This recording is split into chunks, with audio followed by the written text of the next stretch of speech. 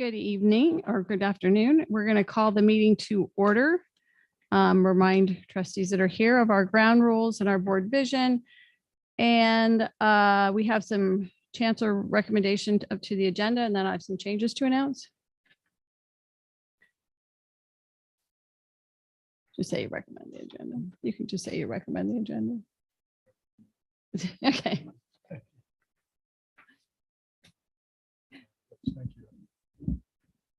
Thank you. I do. Yes, I recommend the agenda. Thank you. There were no constituency complaints noted. Anyway, that we do have some changes we have pulled. I'm sorry. Okay, I'm going to get to that. We have a change. First, we have an item to pull from closed session, item number 2.02. And we have a revision to item 16.03, which we'll talk to it when we get to the item, but it's a reflect in the fund. Fund 419 Capital Projects Fund is the fiscal impact. And do we have any closed session items to be pulled? Anyone? I'm sorry, consent items to be pulled. Not at this time. I will not be voting on the purchase orders. A client of mine appears 3 times for substantial purchase orders, so I will be not voting. I won't be voting on that particular item. And with that, we have some public comments for the closed session agenda, and we will start with Robert Pipel. I did change this. Oh, what do you want? I'm sorry. What?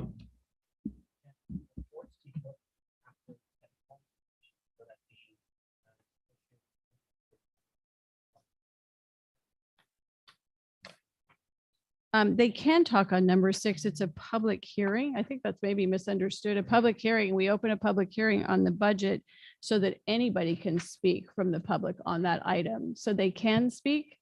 Do you want me to make that clear for them? Or you'd also like them to be able to go home and not be here for the entire budget review? I understand that, believe me. So we'll just move the student reports to before the public hearing. How about that? Okay.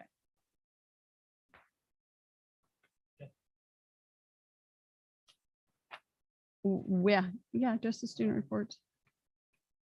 I mean, the college associated student government reports and the student trustee report.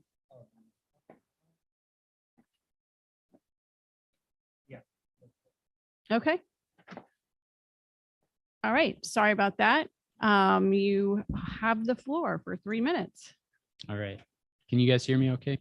Okay, cool. So good afternoon, Chancellor and trustees. My name is Preston Pipel. I am a biology faculty member at Ventura College, and I want to speak to you tonight about an issue that affects both faculty morale and the ability of our colleges to fulfill their educational mission. And that issue happens to be lab pay. Now, there's a lot of good arguments that we can make concerning lab pay, paying instructors the same when they teach a lecture versus a lab. We can make an argument that it creates an equitable working environment for our faculty. We can talk about recognizing the value of hands-on experience that students get in lab settings. We could talk about sending a message that things like science, nursing, EMT, paramedic, engineering, and other labs have value on our campuses. But the thing I want to focus on tonight is a practical reason why you should care about the lab pay issue. Lab pay issues are impacting our ability to properly staff our classes. Many of the part-timers who work in my department also work at surrounding districts in College of the Canyons, Pierce College, and the other LA colleges, at Santa Monica College. And I want to point out that all of those districts pay labs at the lecture rate. What this means is that it's really difficult to staff our lab classes because we end up being the college of last resort for a lot of people. If you talk to our department chairs, you'll find out that a lot of times they get messages of, yeah, I'd like to take that class, but I'm waiting to hear back from the other colleges that I work at to see if they're going to give me a class first, and then I'll let you know if I can take something from you guys. In fact, this semester, we actually had to cancel anatomy, physiology, all of our Bio 3, which is a majors biology class, as well as non-majors classes. That's hundreds of students that we didn't serve. And I want to point out that all of those classes, labs and lectures, have over a 90% fill rate. So that's depriving us of FTES as well, something that this board has mentioned a lot and something that we need to make sure that we're increasing and working towards building up. Anyway, I want to finish my public comment with a simple request to the trustees. Tonight, you're going to have the college presidents at the meeting. Please ask them about hiring and staffing on our campuses when they give their reports. Ask them why we can't seem to retain our faculty, what issues we're having, how issues like lab pay affects the ability to staff our classes, how it affects programs like nursing or the sciences. Thank you for your time, and I hope that we can work together to solve this issue. Now the AFT report will be given by Ty Gardner.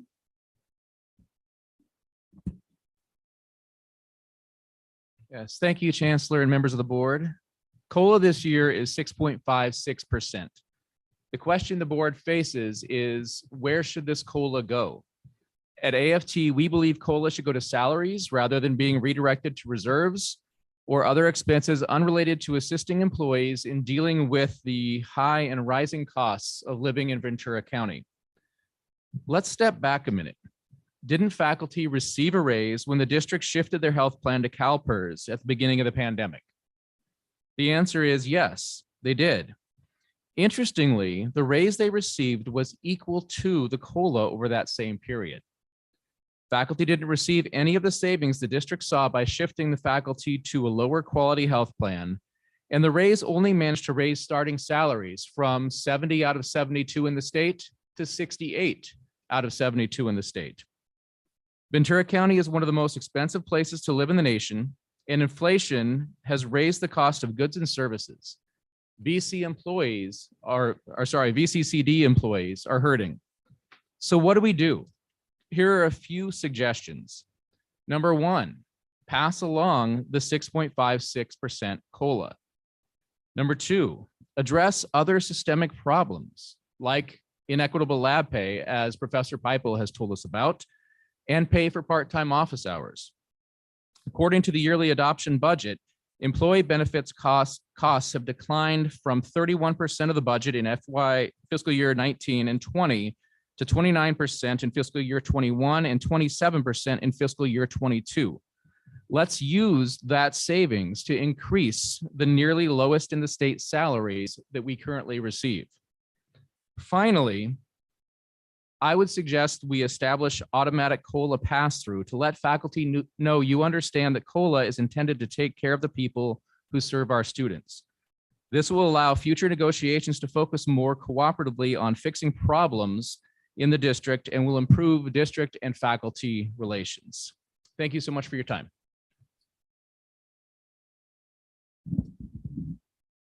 Now I'm not even going to try the last name because I'll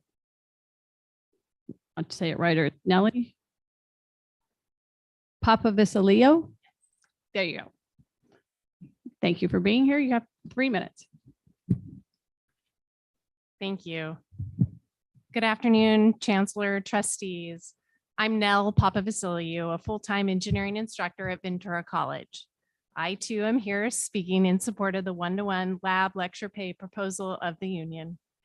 And you may not even be aware that there's disparity among programs. The engineering program, our labs are compensated at 0.67, which is less than the 0.75 of other science labs. Engineering labs have the same rigor, preparation, and grading as other science labs. And they require specialized attention or specialized instruction and equipment that the instructor must maintain, and interaction for the entire lab period, as well as extensive grading of lab documentation. While there are only 2 full-time engineering instructors in our district, the engineering programs of Oxnard, Moore Park, and Ventura provide many transfer students to the CSU and UC systems. Just this last year, in May 2022, Ventura College engineering students celebrated 76 acceptances to CSU and 49 acceptances to UC engineering programs. All 9 UC campuses that have engineering majors accepted our students. So that's good news. It is important to maintain and increase transfer to these universities by investing in engineering laboratories, first by compensating instructors appropriately. With only 2 full-time instructors in our district, our engineering programs rely on adjunct faculty. Equal compensation in laboratory pay is critical to attracting and retaining engineering adjunct faculty. Most adjuncts also work as professional engineers during the day and bring current engineering practices into our classrooms. An undergraduate engineering degree where your starting salary is going to be in about the $70,000 a year mark can be transformational for economically disadvantaged students, their families, and their communities. I hope that we can all agree that our students are the center of our work, and we must continue to support them with outstanding faculty, curriculum, and that also includes laboratory experiences. Thank you so much for your time.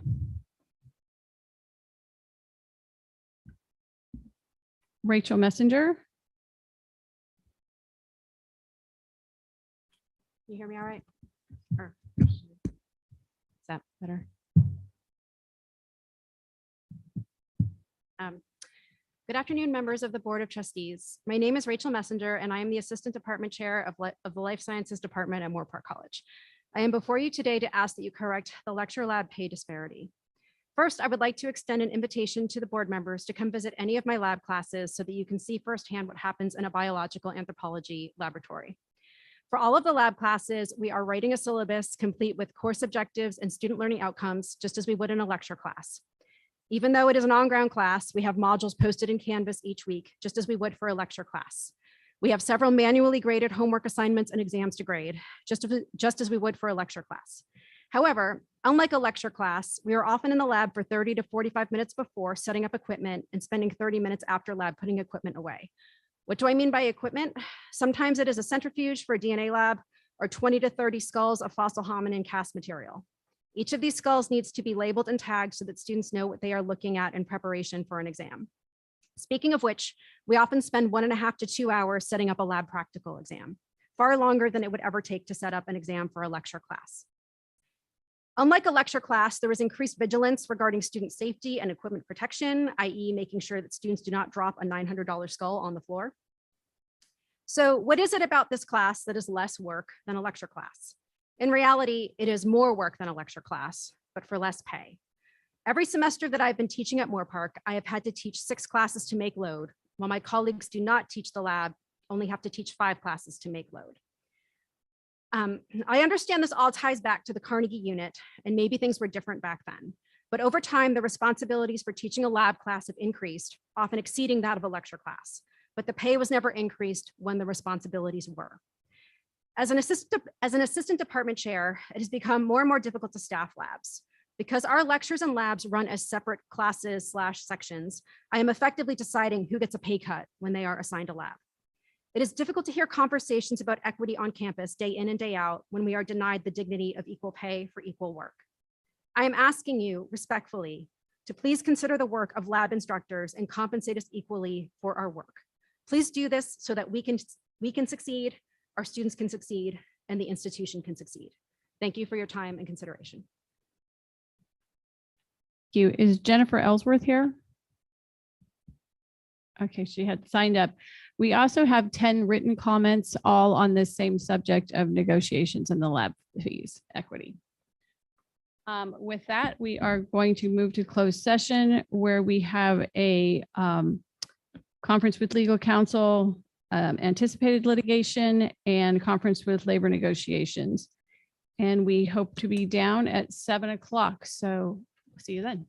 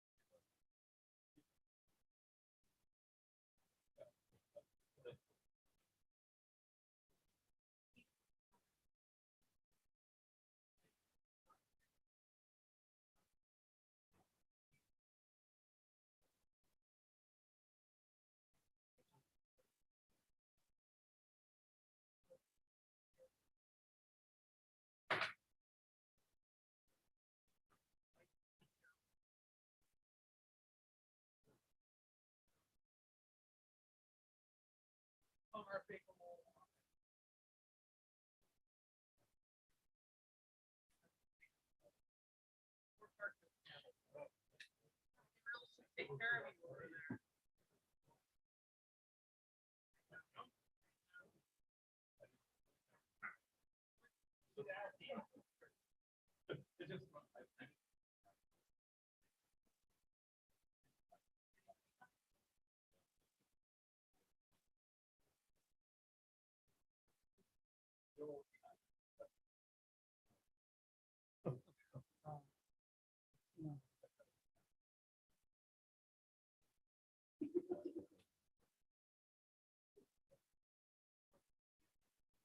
I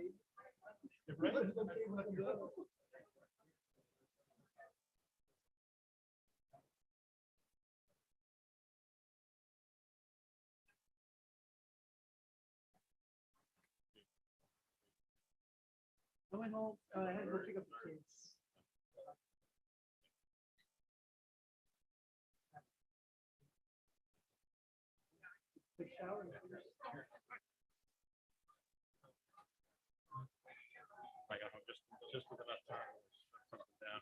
Now I can do back on the road. He's like, where are you going? I'm like, going back to work.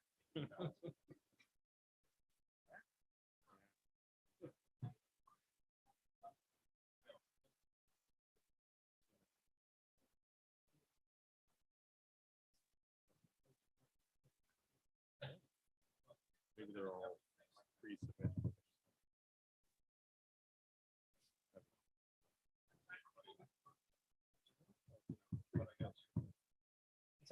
I was surprised they set aside three.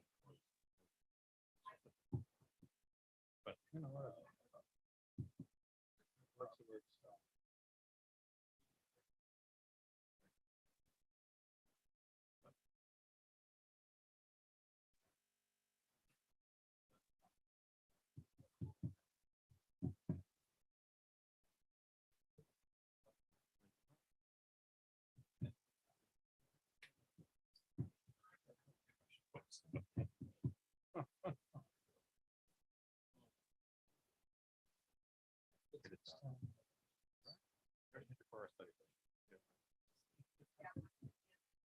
They're gonna say it.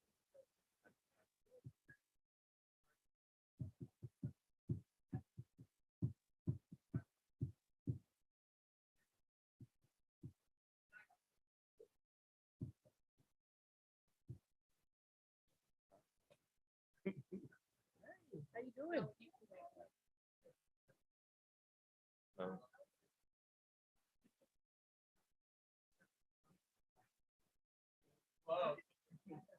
To speak, right? Just say that you know that you're another round, you want-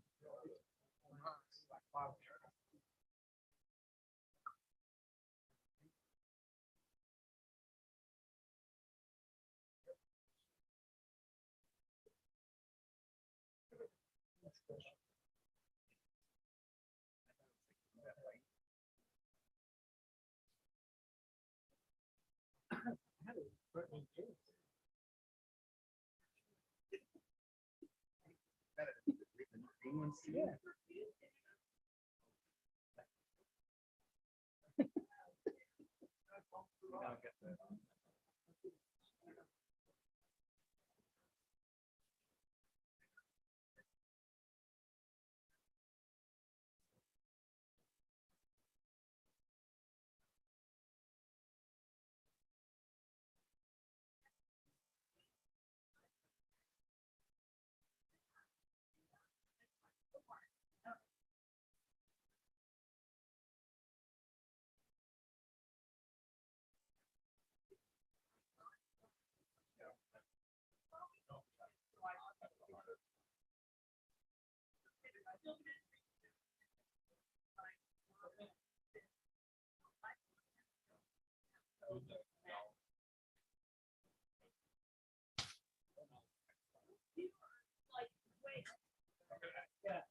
after the fact, yeah, after that.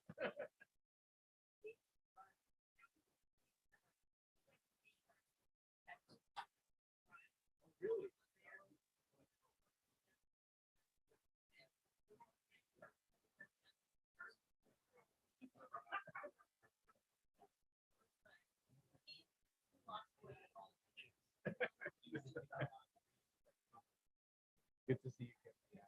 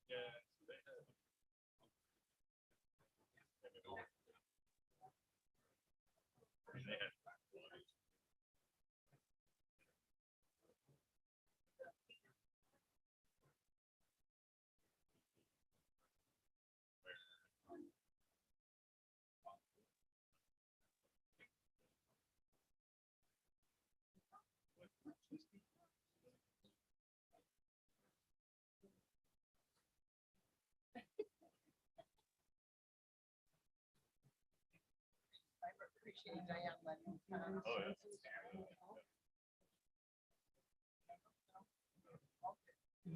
Nice to see you.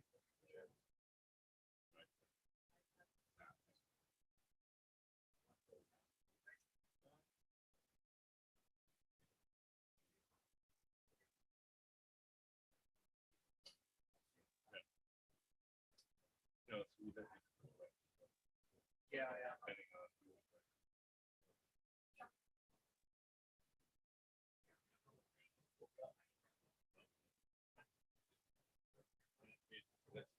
Still going well.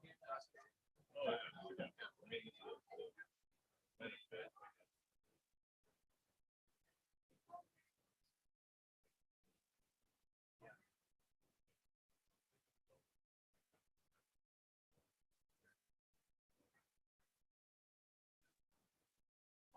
Oh, I guess.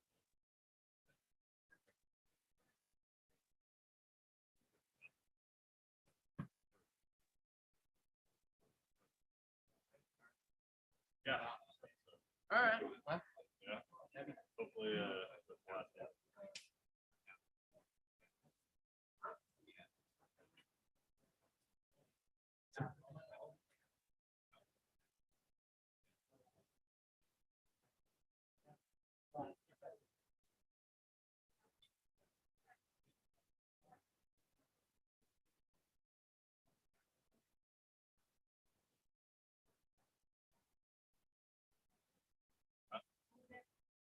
Arts?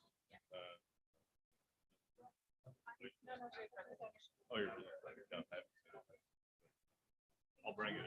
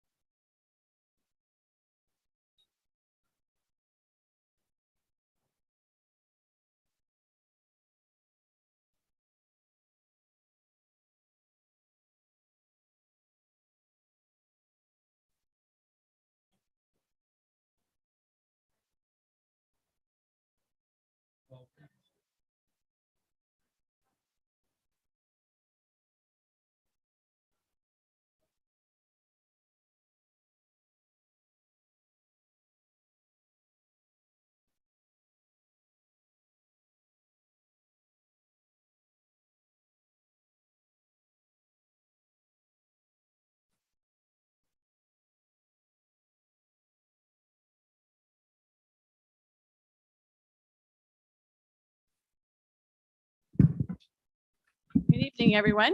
Welcome. We're on time for us. And we will start reconvening to open session with the pledge. And Dr. Hopkins, would you lead us, please?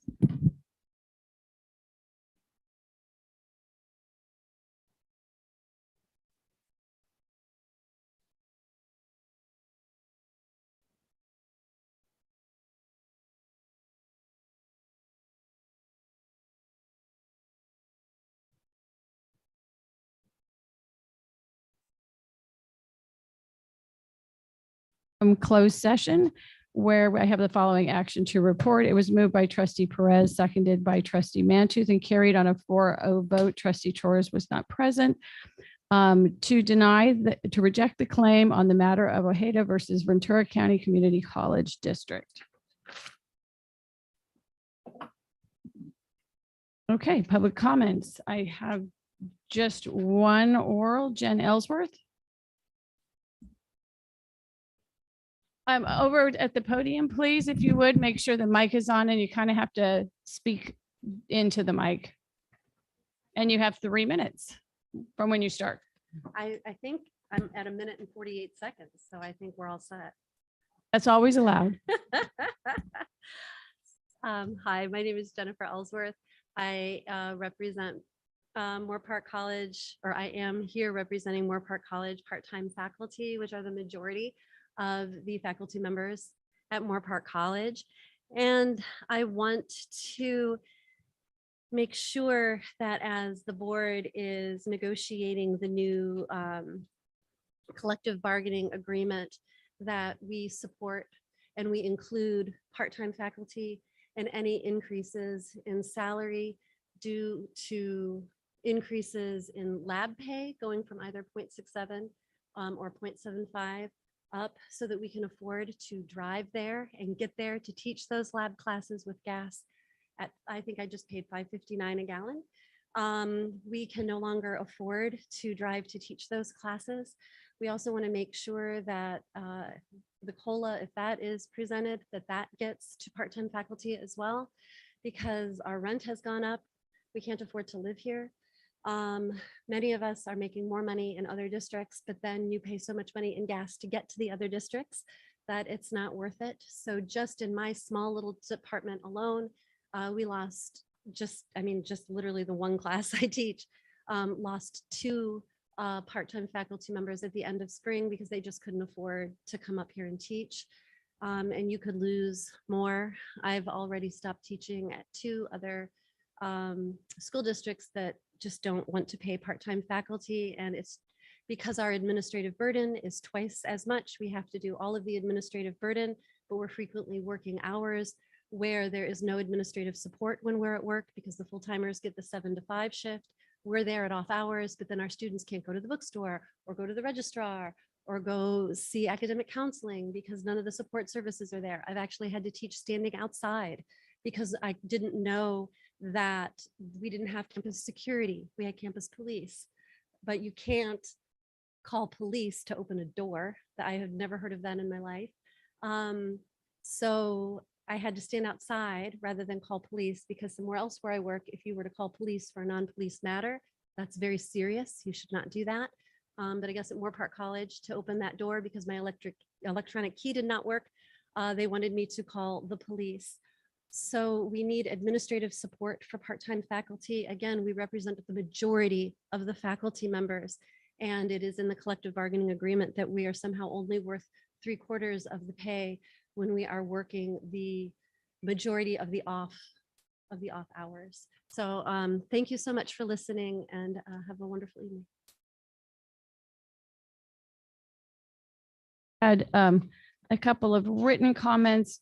One was regarding negotiations and lab pay, and the other was regarding the incident at Ventura College. So thank you for those as well. As we move on to item 4, I do want to say that at 7:30, we have a time certain public hearing on the budget. That is really the public's time to say something on the budget. The board is not going to entertain that item at that time, but I do have to, because it was put as a time certain as a public hearing. I'll have to try and negotiate this as best I can and navigate it so that I can get to 7:30, do the public hearing, and then we'll go back to wherever we were in items 4 or 5. And we will hit the item for the board at its time on the agenda. Does that work for you, Dr. Alfatal? Thank you. Okay, with that, the next we have a mental health services update. And first we have Justine Fisher. Is she here? There she is. And Justine, I'm going to let you introduce yourself because I would just go on for too long. So I'll let you do that. Thank you for being here. Thank you, and thank you for having me. My name is Justine Fisher. I am the Community Director for the Cal Hope Schools Initiative. Cal Hope is a division of the Department of Healthcare Services. And the Cal Hope Schools Initiative is something new that has happened this year. As you can see at the top, it says Cal Hope Schools, and it lists a trusted space, angst, and stories of hope. Cal Hope Schools Initiative is a no cost to any public school, student, family, teacher, educator, administrator in California to access these mental health support services. So the 3 films, A Trusted Space, Angst, and Stories of Hope, are part of the California Schools Initiative. You can access it at calhopeschools.org. Each of the 3 different entities, A Trusted Space, Angst, and Stories of Hope, have materials that you can use in a classroom or by yourself or at home or with a student. The point of all of this through the Department of Healthcare Services was to make accessible to every person in California within the educational system opportunities and resources to support that sort of base level of mental health. These are not materials that are counseling services. These are materials that work to be very proactive in helping us all navigate the stress and trauma of the past few years, and also of other stresses and traumas that we know happen for youth and especially for educators. A trusted space is the baseline of building relationships and spaces that are welcoming. And what we know from brain science is that trusted spaces and relationships are the #1 antidote to stress. So working collaboratively in an educational setting with students and staff does help to create that safe space. Angst is a film that is specifically about anxiety. People who have anxiety, not just your everyday, like, wow, that test's going to be heavy duty and I'm not sure I can do it, but I can't really step on campus. I'm just too anxious. And it talks a lot about that very proactively and positively of ways to mitigate that. And Stories of Hope are stories by young adults, mostly teenagers and some early 20s, that talk about really dark places they've been and how they have found a way out through some form of resilience and hope, and telling their stories to help others find their way. So basically, in a quick nutshell, this is a free opportunity for every Californian who works in schools and public education, students and staff at every level, to be able to utilize these resources at no cost. You sign on at calhopeschools.org, you make an account, you're given a code. The community college district can be given a code it can disseminate to students if it so chooses. Students can sign on, families can sign on, but it is absolutely no cost. The cost is covered by the Department of Healthcare Services. And I encourage you all to visit calhopeschools.org. There is also a monthly forum for educators, the fourth Tuesday of every month at 4 o'clock. And we also have a lunchtime every Wednesday at noon to support educators, and you can all access them from the calhopeschools.org website. Here, any questions for Justine? Okay, thank you very much. I Thank appreciate it. Next up, under 4.01, we have Dr. Damian Pena. You're going to lead us through this. Thank you. Good evening, everyone.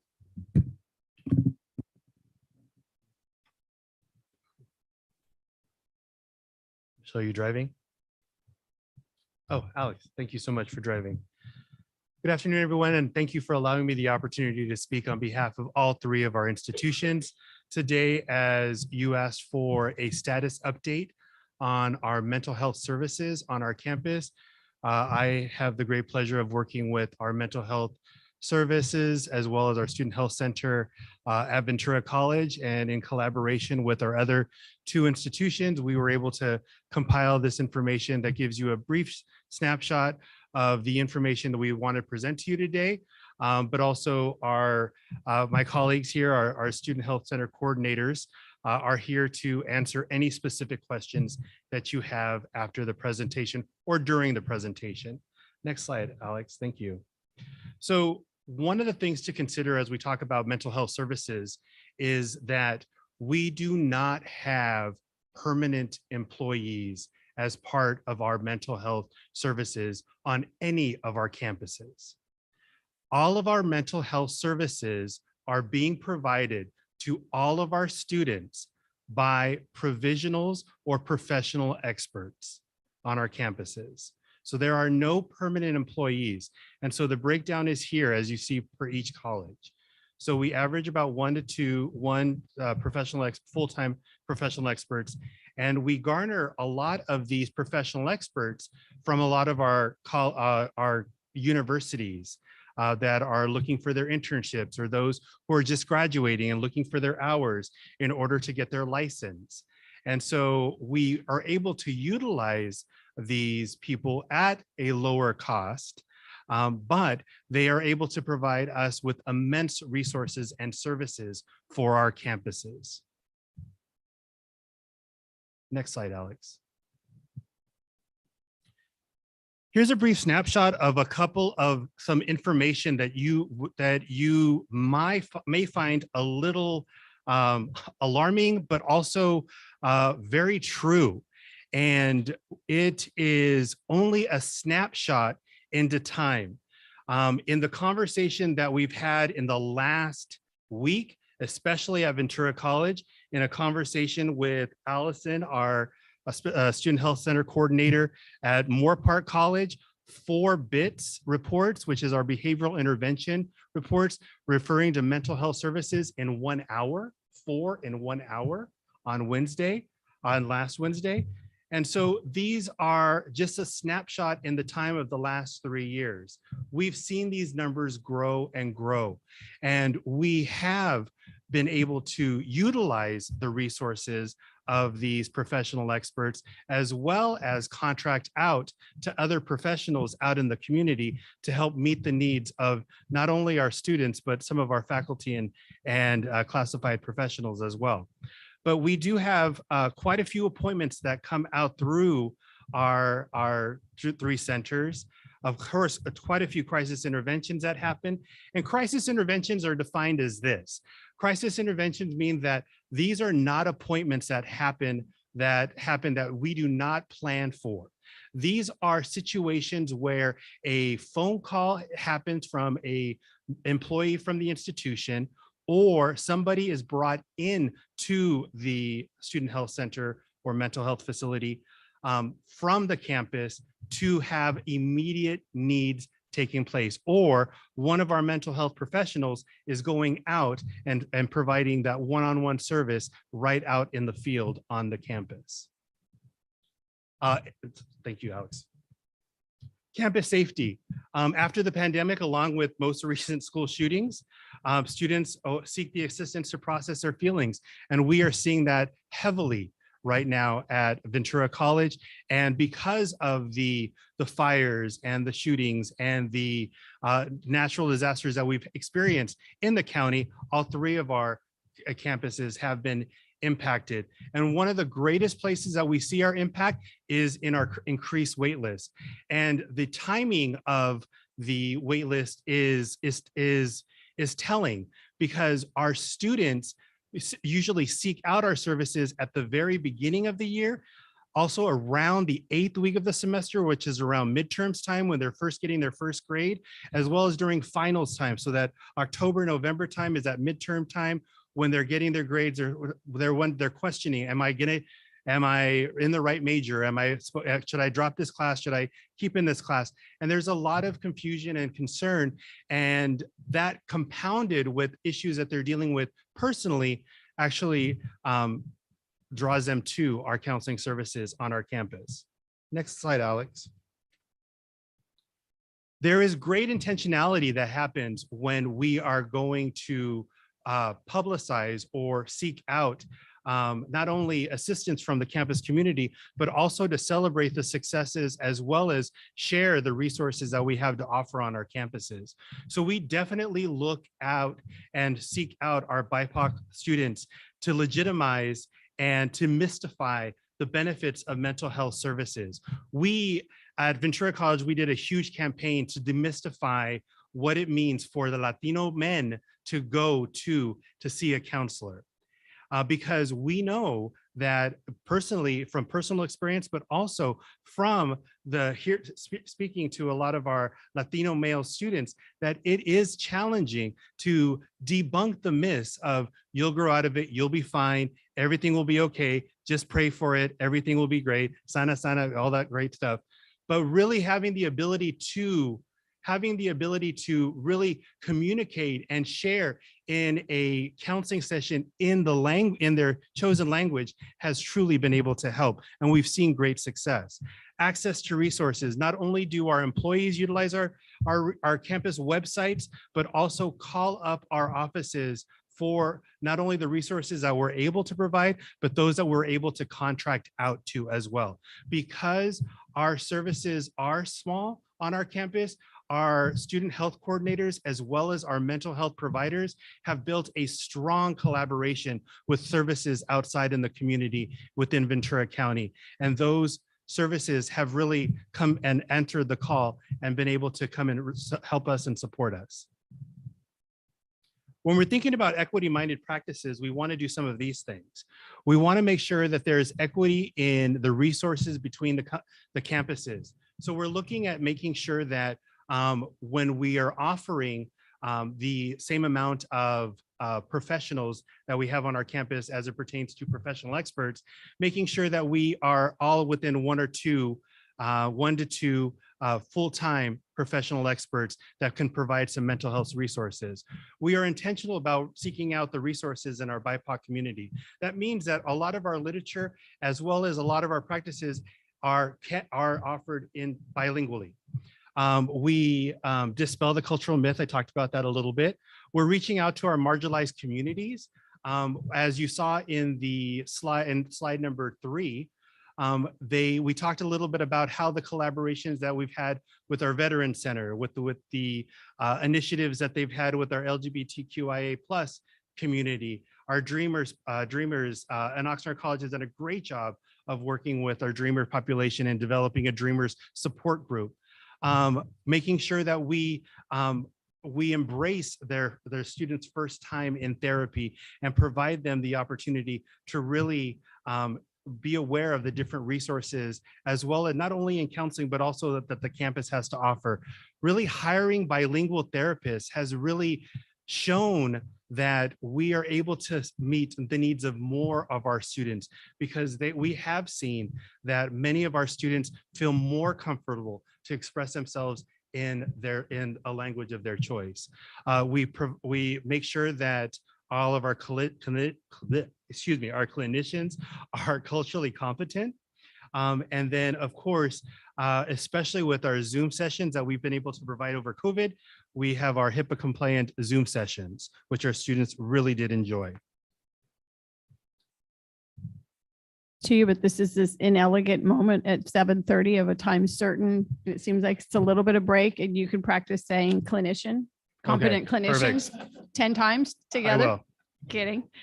But we do have a time certain to I open our completely respect that. budget public hearing. Say there, I really, for those that don't know, a public hearing actually is a chance for the public to be here and comment outside of public comments on our budget. Most people don't, but nonetheless, it is time certain. So I do need to open the public hearing on our adopted budget to see if there are any comments. And seeing none, I will close the public hearing. Thank you. Okay, back to you, Dr. Pena. Thank you. Problem. We'll end this. So how it impacts on our campuses, we are looking we always want to make sure that we have equitable funding. We have a lot of our funding that we do receive from the colleges are from the health fees that the students do pay into our student health center, because all of our mental health services are run out of our student health center. We were able, and thankfully, we were able to utilize a lot of our HERF funding, as well as a lot of state funding that the state has been able to provide for us for mental health services that we've been able to utilize in order to fund a lot of our mental health providers. But we will, when that money does deplete, we will have to shift those priorities back into our student health center and utilize those student fees that we've been able to utilize as we've done in the past prior to COVID. The ability to act, if we don't do that, we have the ability to lose our qualified mental health professional, our specialists. The reason I say that is because we do pay them a small amount. It's about $65 an hour that we do pay our mental health providers, and a full-time benefited job is actually going for about $85 to $95 an hour. And so they can go elsewhere, but a lot of ours choose actually to come and stay with us. Loss of access to students as wait times will increase. And then of course, schedule appointments will need to be shifted so that we can manage and triage our crisis intervention. So what are we doing about it? We are actually looking at really instilling in all of our campuses the need to prioritize a lead mental health clinician on all of our campuses that would be a permanent and benefited classified professional on all of our campuses. And so we have a position that is going through HR right now that is being vetted currently. We could possibly looking at a health fee increase. we are in the midst of implementing our health and our mental health survey, which will take place in late October 3rd through the 18th, I believe. And so that'll happen for every single student on our campuses, as well as establish a classification for our lead mental health clinician within HR. These are some quotes that some of our mental health professional experts have had to say. We are very, very fortunate on all three of our campuses to have these dedicated professional experts come and work with our students.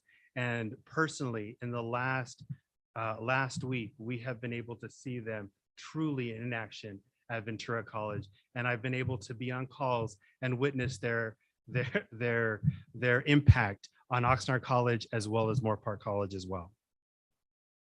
And at this time, I'm actually going to call up my two colleagues to answer and address any questions that you may have. Allison, Mary. Thank you for being here. Any questions from the trustees? Trustee Torres. Sure. For us real quick. So I'm Allison Barton. I'm the coordinator at Moore Park College Student Health Center. And I'm Mary Jones, the coordinator at the Ventura College Student Health Center. Our colleague Deanna McFadden is out of town at the moment. Again, thank you for being here. Trustee Torres.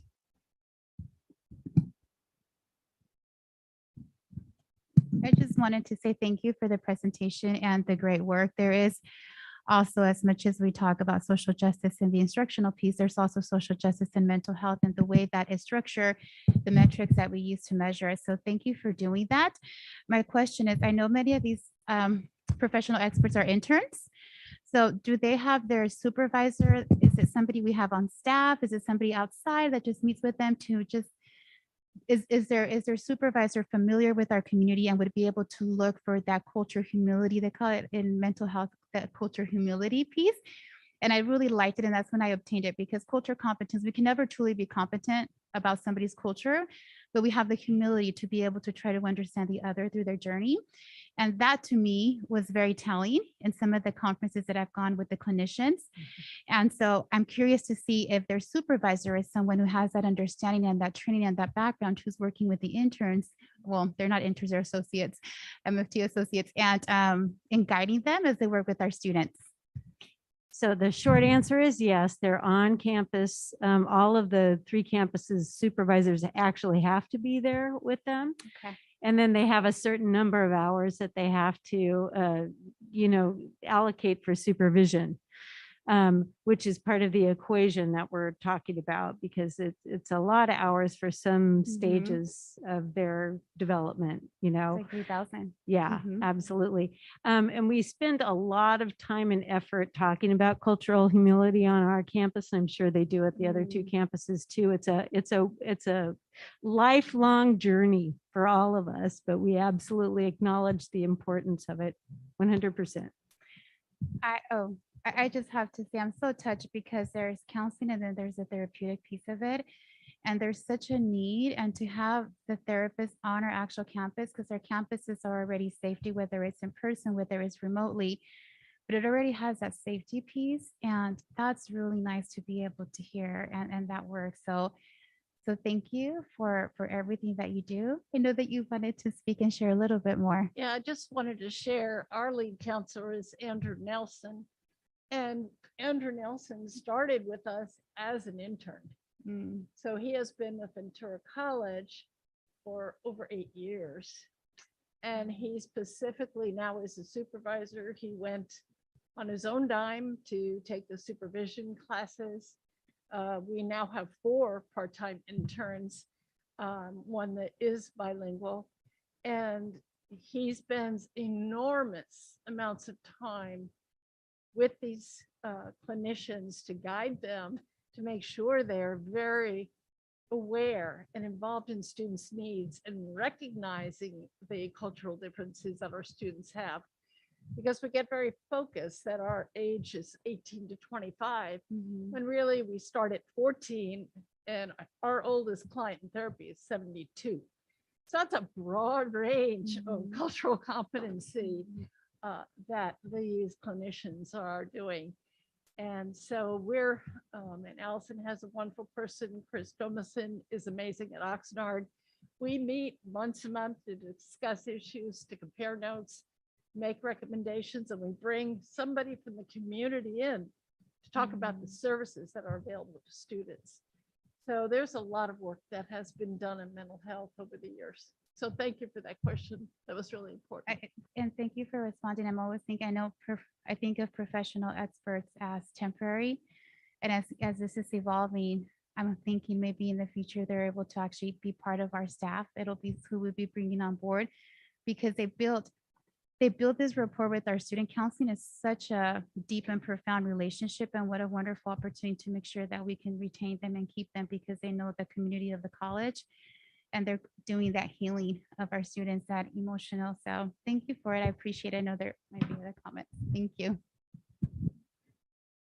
Trustee Chancellor. Just to clarify, the position that you referred to as the supervisor, are they professional experts too? Right.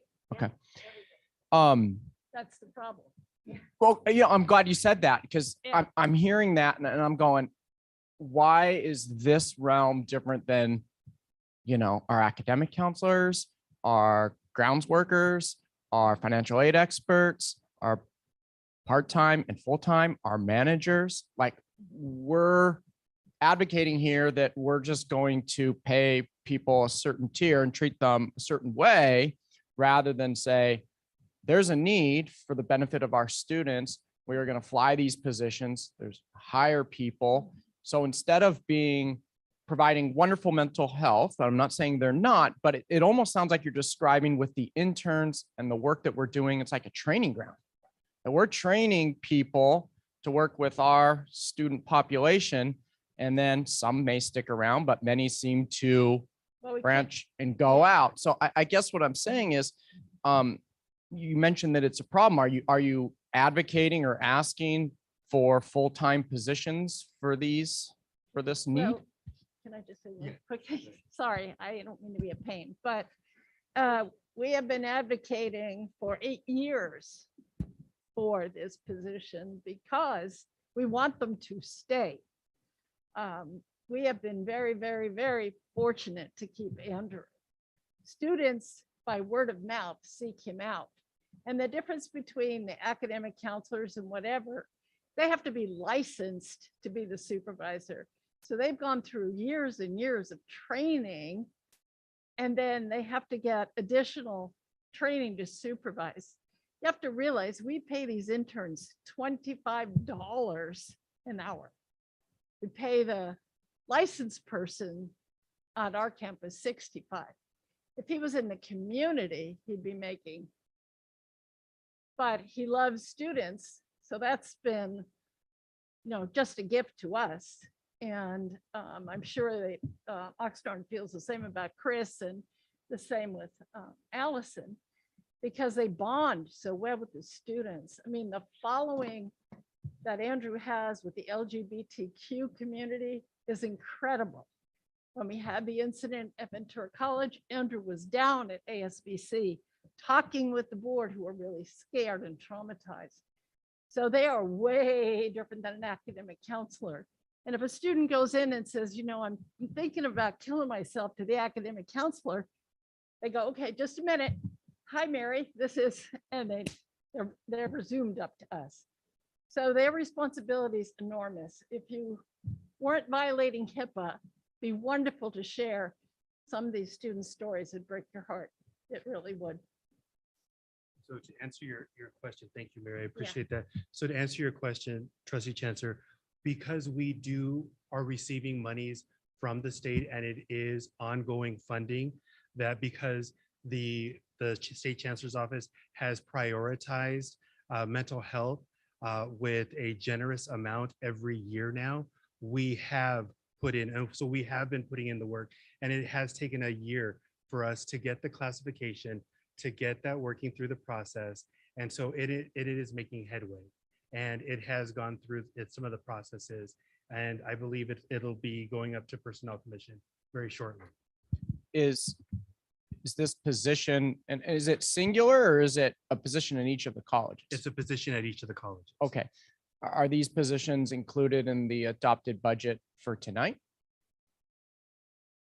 No. No. Okay, thank you very much. To be clear, these positions do not exist yet. Trustee Hirschberg, or go ahead, you can finish up, trustee Chancellor. I understand the positions I'm created, but is the funding allocated for them? Yes. It is in this From the state, adopted from budget the state, correct. from the state. Yeah, but in our adopted budget, are the three colleges planning for this position in their adopted budget for the next fiscal year? I see Dr. Opatella and Dr. Hoppins. Does someone want to take that knows the answer?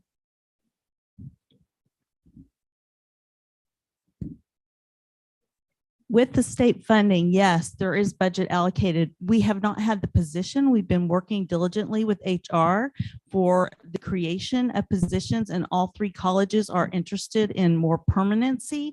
And so currently the budget is supporting our professional experts, and moving forward, we're looking forward to the opportunity to having more permanency in those positions.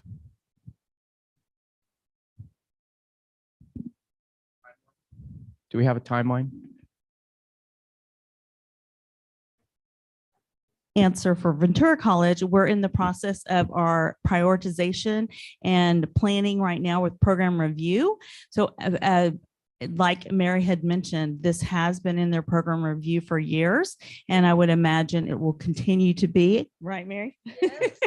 And so through that process, I would be surprised if it didn't rise to the top as a critical need for our college. So what I hear you describing is coordinators have, through program review, advocated a need for this, but it didn't make the cut. We didn't have the position. So Didn't we've have had to do the groundwork in order to create the position. There was a little confusion at the state level, separating out an academic counselor versus a mental health therapist. And so that took a little bit of work before we were able to actually create this position.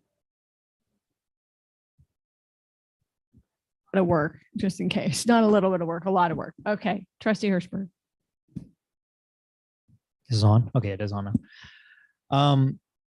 So by my understanding of your presentation is that we need more professional experts, right? And the problem with that is you lack funding, right? So I guess my starting question would be, how much more, like, do you know a specific amount of much more money you need? Or I guess we should ask, how much more professional experts do you need? The presentation was just to give a snapshot of the resources and services, and to just give an update on what the colleges are doing. It wasn't to ask for funding at this time.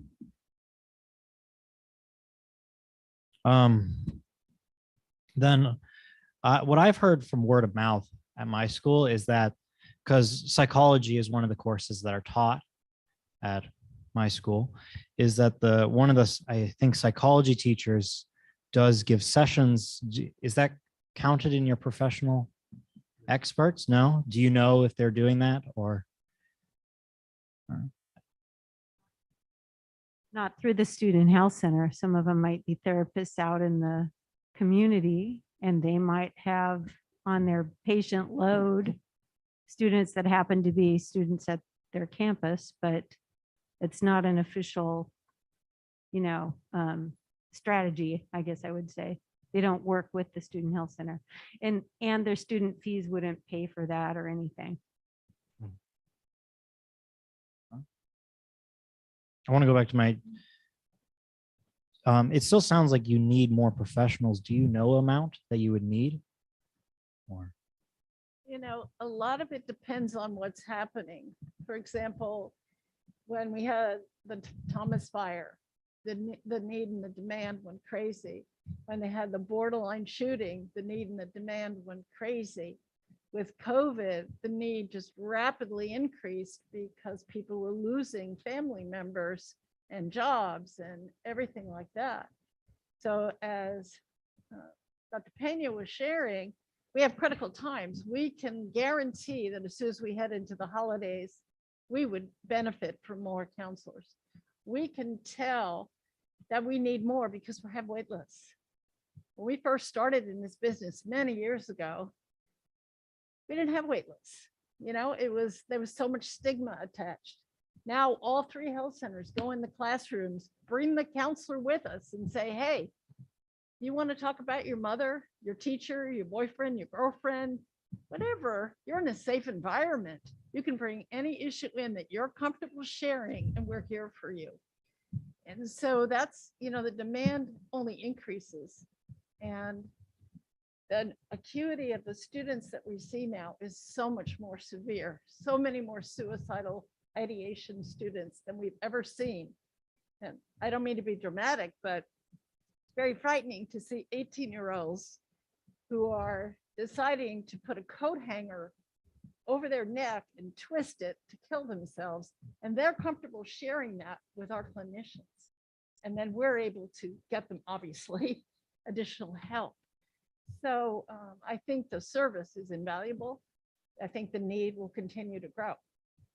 I know that's a very long-winded answer to what you wanted to know, but yeah, we're No, it helps, really does. Thanks. How are students learning about these services? Because it's obviously seems effective. We go in the classrooms. We do health fairs.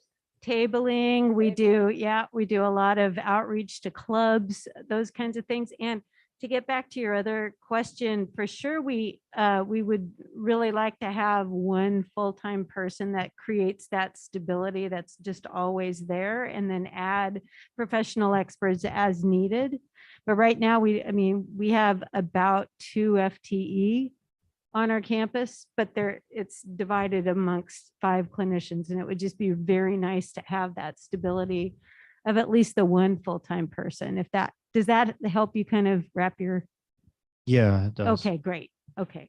And these are therapists, not psychologists, right? There are psychologists who are therapists. Mhm.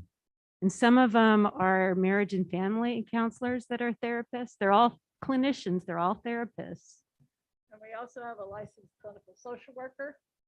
They come from a variety of range of training. It's recorded. Thank you. I'm so sorry. That's okay. We also have a licensed clinical social worker. Our professional experts right now are marriage and family, but last year we had one who was an LSW in training. So it's across the board. And, you know, we, as Dr. Pena suggested, they come to us now. The professional experts come in and go, I know you have a really good program. Most of the time we can keep them 2 years because they're working obviously on their hours. It was a complete fluke that we were able to keep Andrew, but I do have one now working 32 hours. And the reason we really need the full-time is because, as Allison was sharing, the bit reports come through. And if I get a bit report and it's at 9 o'clock at night, and I know I'm not supposed to check my computer, then I notify my counselor right away that this needs to be handled first thing in the morning, and he responds. So it's a very complicated process, but the need is so great. And I just don't want any student in our campuses to not have their needs met. So any help we can get would be great. Thank you so much for your dedication, by the way. And thank you all so much for doing this presentation. It really means a lot. And I know it probably means a lot to the students, more than you can imagine. So thank you. Trustee Perez. Just a comment and a question. It's a good thing that those additional, I guess, one-time funds came along to help augment your activities, and that you're making plans to supplant those funds once they're gone. On the chart that has the student health centers for the 3 different colleges, I only see one 10-hour-a-week case manager. Can you speak to the case management load? So on the Moore Park College campus, we have a case manager who does case management, which is a little bit different from what Mary was saying. So our case manager works, her hours are split between the Student Health Center and and Raider Central. And her job is to help students find resources out in the community, like housing, secure housing as best she can. That's the hard one. That's the one that pops into my mind first, but financial aid resources, just those kinds of things. So that she helps them find resources out in the community. Some of them go through their 6 sessions of mental health services and need more, or they need a psychiatrist, or they just need more than we can provide. Because our model is a short-term therapy model on our campuses.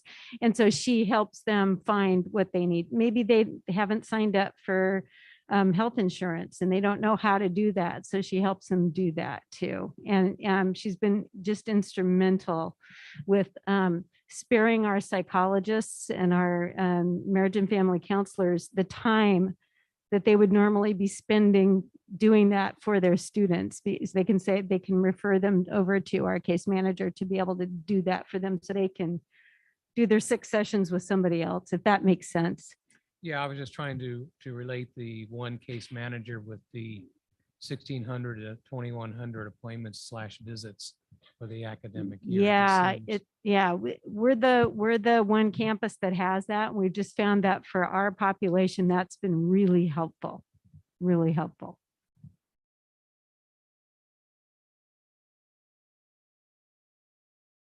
Just want to recap. So how long have you guys, historically speaking, been asking for these positions?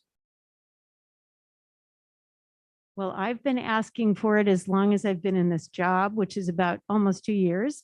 But I know that my predecessor, Sharon Manicus, has been asking for it for years and years and years and years.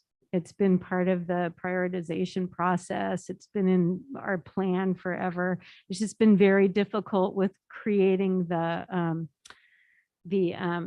position. So that's been the holdup, really. So I guess it goes back to my comment in our last budget meeting that we had, is there's winners and losers in our budget. And if this has been asked for so long, and clearly there's a need that would benefit our students, I'm just curious, through our budget allocation timeline, where exactly can we correct this? And I mean, I'm just at loss, because I think, I don't want to speak for everybody, but we're all kind of like, there's a need, we'd like to do this. But then I hear, well, the position hasn't been read or written yet, needs to go through personnel commission, and then it needs to go through program review, and fingers crossed, So I guess as a board, I'm ready to support it as one trustee and say, this is important. Our community needs it. Let's do this. But the institution or the system itself is preventing that from happening, not this year, but years and years and years and years. And it's super frustrating. So I will say, Trustee Chancellor, that each campus has prioritized the need. So each of the campuses has prioritized and provided the funding for those professional experts, whether it be within the budgets of the Student Health Center or other funding that is available through the college. So we have prioritized that funding.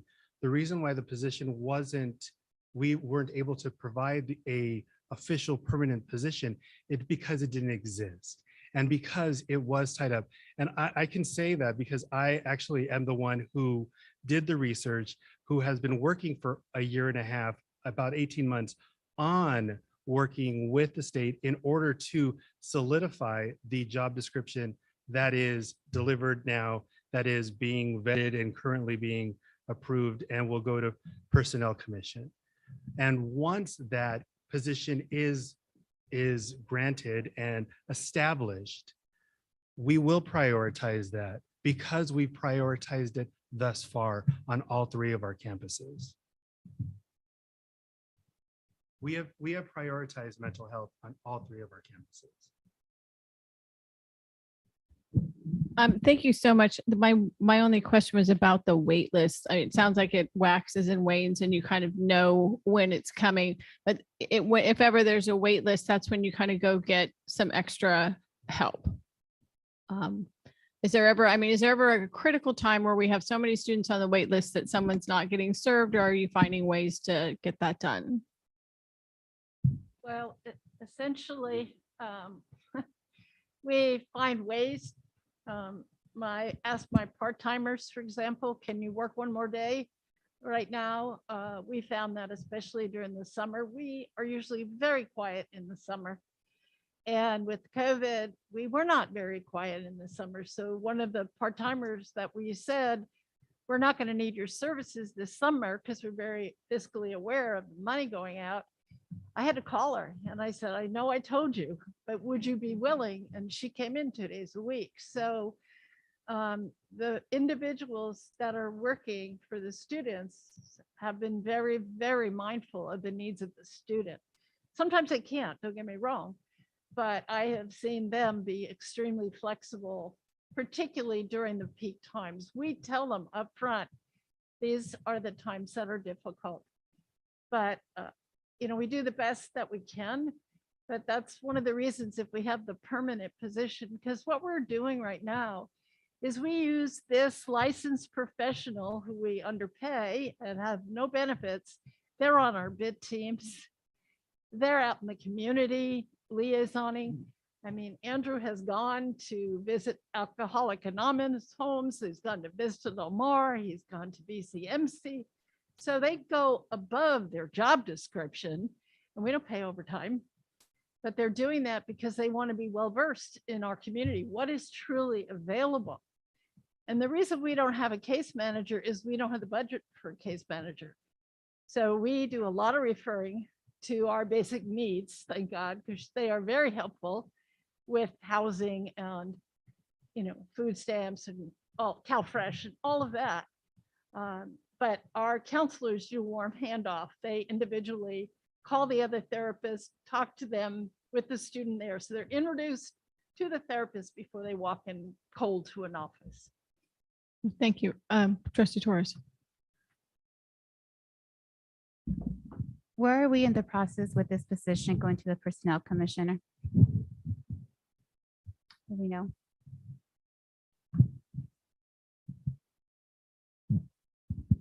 So it is being worked on right now. I think the person who originally took the lead with this recently left us. We just hired the replacement. But they're working on the job description. Once it's written out, they do a salary survey to see what the salary should be for that position. And then it's going to go to the Personnel Commission.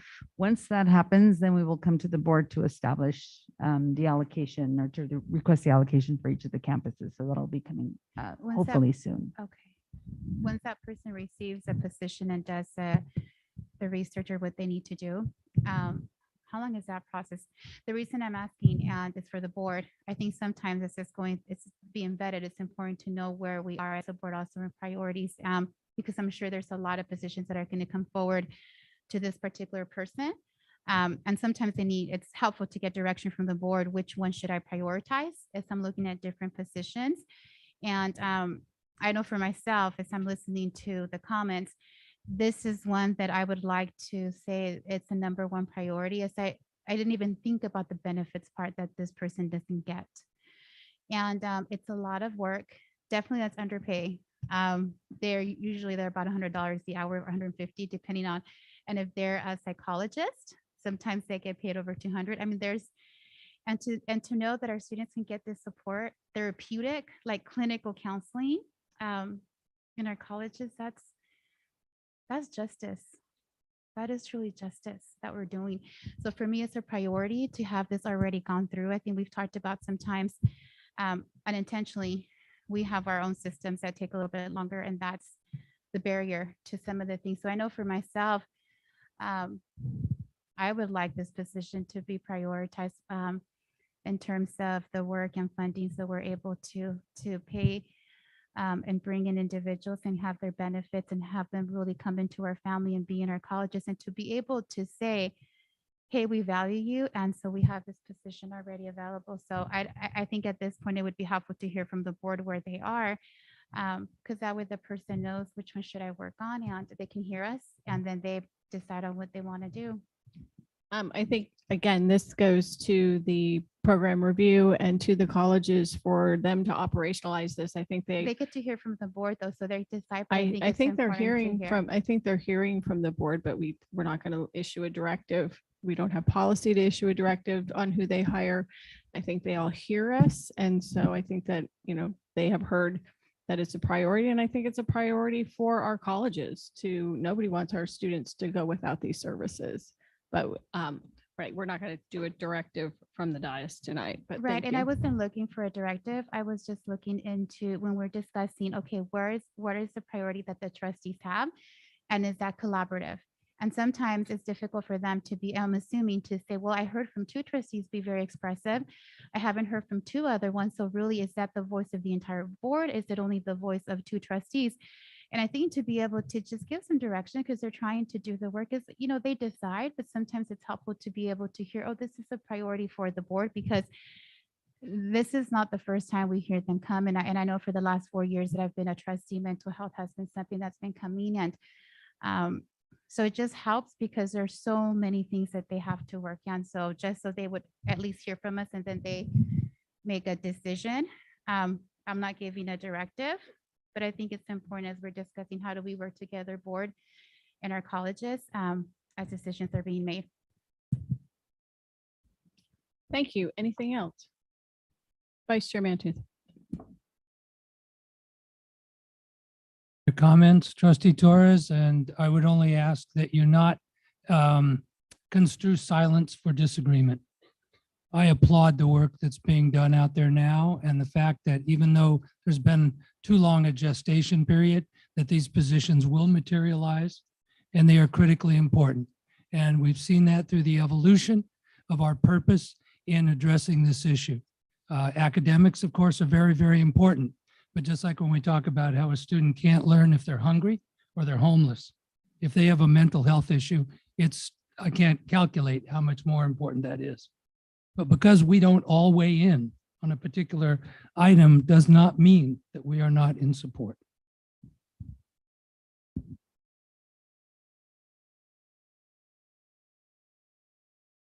I just think it's important because at times, and I'm not going to mention the ICER at this moment, but it's important to be able that we come at a consensus and it's not necessarily a silence, but sometimes it's difficult to know where people stand. So I think I'm not going to belabor this anymore, but I think it is important. I think our perspectives and to be able to voice it also shows our support, particularly in this area. So that's my final comment so we can move on. We'll move on. Thank you so much for your hard work. It sounds like the position is, going to come through. We've talked many times about how long it takes. And, I think the board also will probably when you look at the financial side, my note to myself is what kind of safety net would you need to keep this going? So be thinking about that as well. Okay. If there's nothing further, we will move to the acknowledgement of new employees. We have get myself turned around here. We have lots of new employees, so I'm just going to say congratulations because they usually come up under consultation anyway, and we won't be repetitive. We have we have a couple, some retirements as well. I think one. Well, since we have one, I'm going to say that congratulations in your retirement to Michelle Perry from Fiscal Services and Supervisor Moore Park College, who began with the district in 2008. Expected to retire September 30th, and I hope you enjoy your retirement. We have no acknowledgements or special guests. So we will move to Senate consultations. And just one other change is after the Senate consultations, I will take the student trustee report and the student reports as they would like to comment apparently on the budget and didn't understand the public hearing. It wanted to be before the budget. Okay, good, because they're students and they don't want to be here all night. I get it. Okay, let's start with Moore Park College. Eric. No, they were going to go after your consultation. Thank you.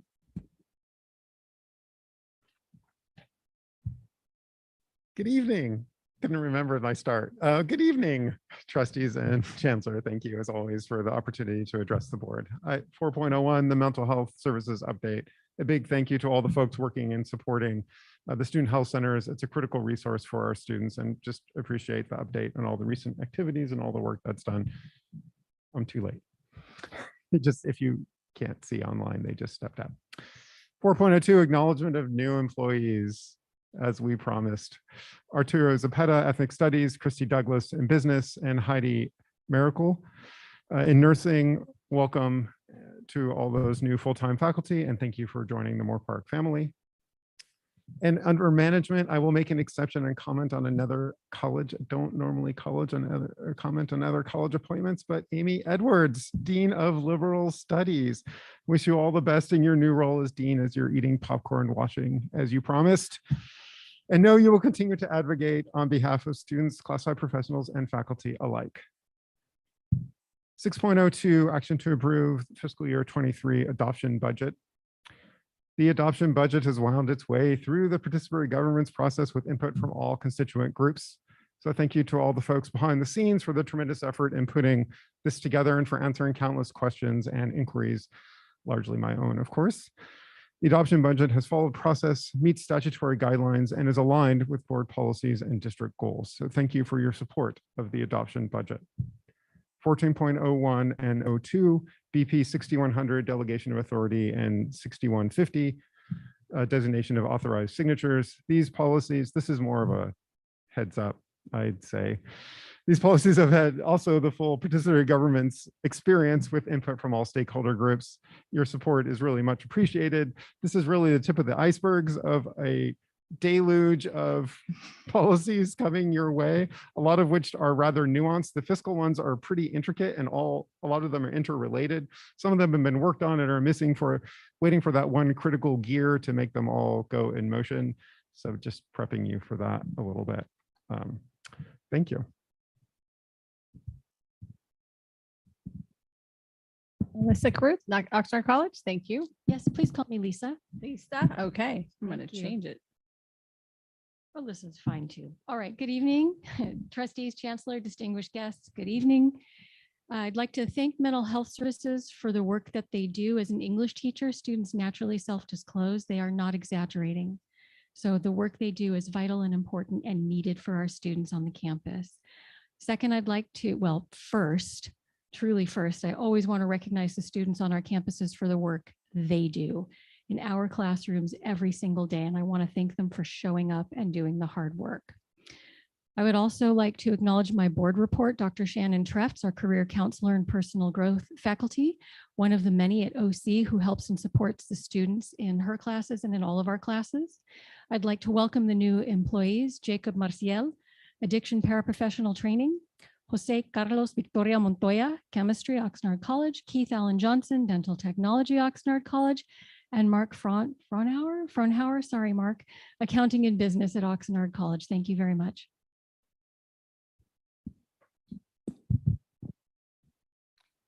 Evening, trustees. I'll be brief since Eric and Elisa did a good job kind of reading my mind for what I wanted to share. I'll also welcome our new faculty, Adria, Fernando, Jennifer, Jeremiah, Jose Marie, Mike, Monica, and Valerie. I've been signing the tenure review committee forms, and so for most of you have your excellent teams in place to support you through the next hopefully 4 successful years. Also, I wanted to comment on the budget. Eric already reassured that, that both the budget and the first of many Chapter 6 board policies are coming before you today. They've gone through the participatory governance process. I would like to add, though, a thanks to the board for the excellent discussion on reserve policy on the budget. That study session was excellent. While I didn't hear consensus on all matters, I heard a variety of different opinions. I would ask the board's help as the participatory governance process does our work. Having policy direction will help us the most. So one of the policies that's coming up is BP 6200.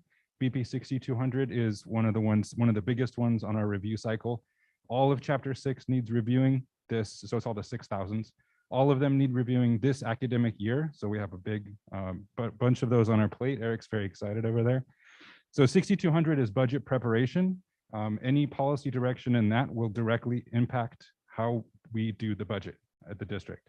So if changes can be made there, it will very easily follow that the AP has to follow the BP, and then we follow the AP as we build the budget. Not we, meaning I'm a small part of this. I'm just the co-chair of the district committee, but Dave and Emily and all the folks on the fiscal side. Another one that is upcoming is a potential new board policy. This was referenced in the budget study session, 6305. 6305 is one that CCLC recommends. It's in there. Anyway, it's the one on reserves. So a reserve policy at the board level is something we don't have.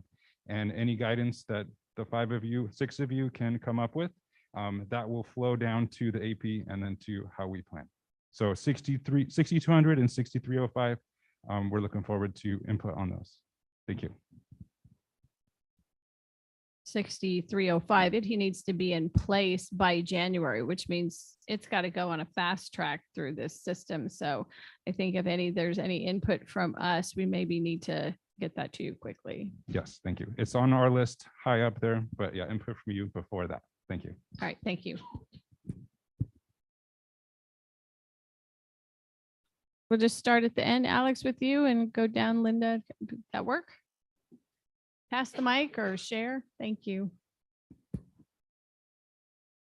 Thank you and good evening. I just have one item, and that is 4.02 DAC classified as well as district-wide services classify, congratulate and recognize David Medina on promotion to Community College Police Officer Level 2 Sergeant. Thank you. More Park. Good evening, everyone.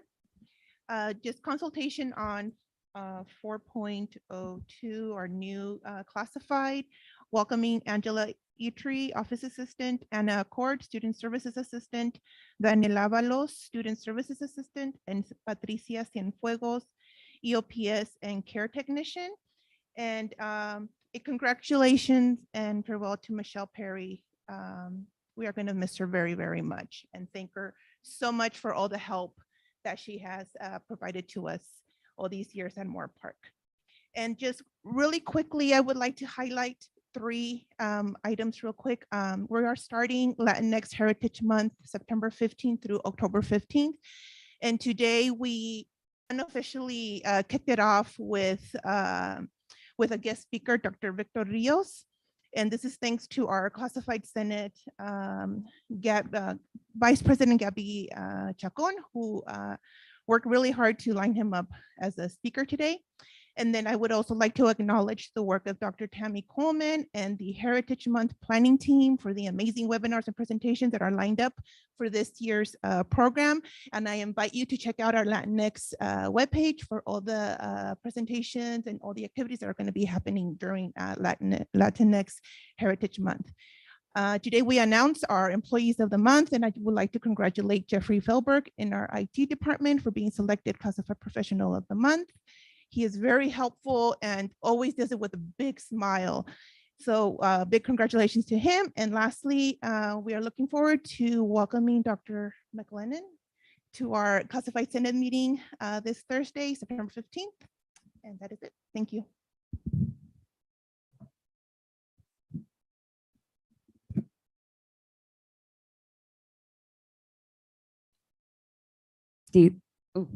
Good evening, Board of Trustees, Student Trustee, Chancellor.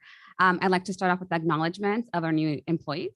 I'd like to welcome Jorge Membrano, Administrative Assistant to Ventura College as a bilingual HSI. We're super excited to have him on board. Michael Hayden, Assistant Registrar. Nan Danapan, Research Analyst at Ventura College.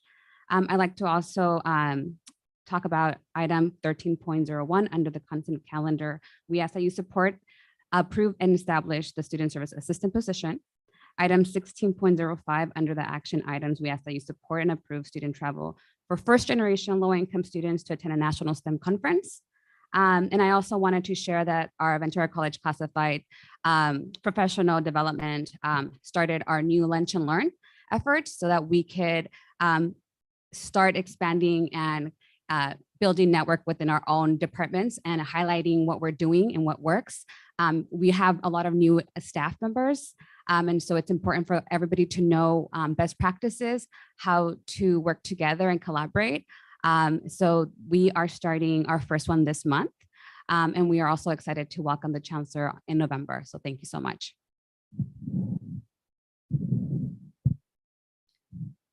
Can't see you. Hi, good evening, Board of Trustees, Student Trustee, and Chancellor McLennan. Just a few items. So item 4.02, we have a slew of new employees at Oxnard College. We'd like to welcome Ashley Harris, Daisy Carranza, Edwin Mancia, Mary Louise Sayas, Samantha Chavari, and Stephen Catano. And then we also would like to congratulate Dr. Amy Edwards as a dean and welcome also Paloma Vargas, Dr. Paloma Vargas as our Dean of Math and Science, Health Kinesiology, Athletics. It is really, truly thrilling to see the amazing group of leaders Oxnard College has put together to help guide our college. Item 6.02, action to approve fiscal year 23 adoption budget. The classified Senate voice was included in a robust discussion and we support the budget as presented. Item 17.02, regarding accreditation, we had our first classified Senate meeting today and we kicked it off with our review of the ICER as part of the accreditation process. And if that doesn't bring classified running to a meeting, I don't know what will. Before I do in closing, tomorrow we do have our OC Live. I know Amy's not here to advocate for it, but it does kick off September 14th, 6 p.m. In person at the Performing Arts Building. We'll be welcoming Sarah Rex, it's about elevated communications for a changing world. And then finally, in closing, today is day 132 into the investigation of President Sanchez. We hope the investigation will be completed prior to the October board meeting. Thank you for your time. And dance about Oxnard Live. Are you not going to do that? No, I'm kidding. Okay. So now is when we're going to take the student reports out of order. Trustee Hertzberg, do you want to do the introductions?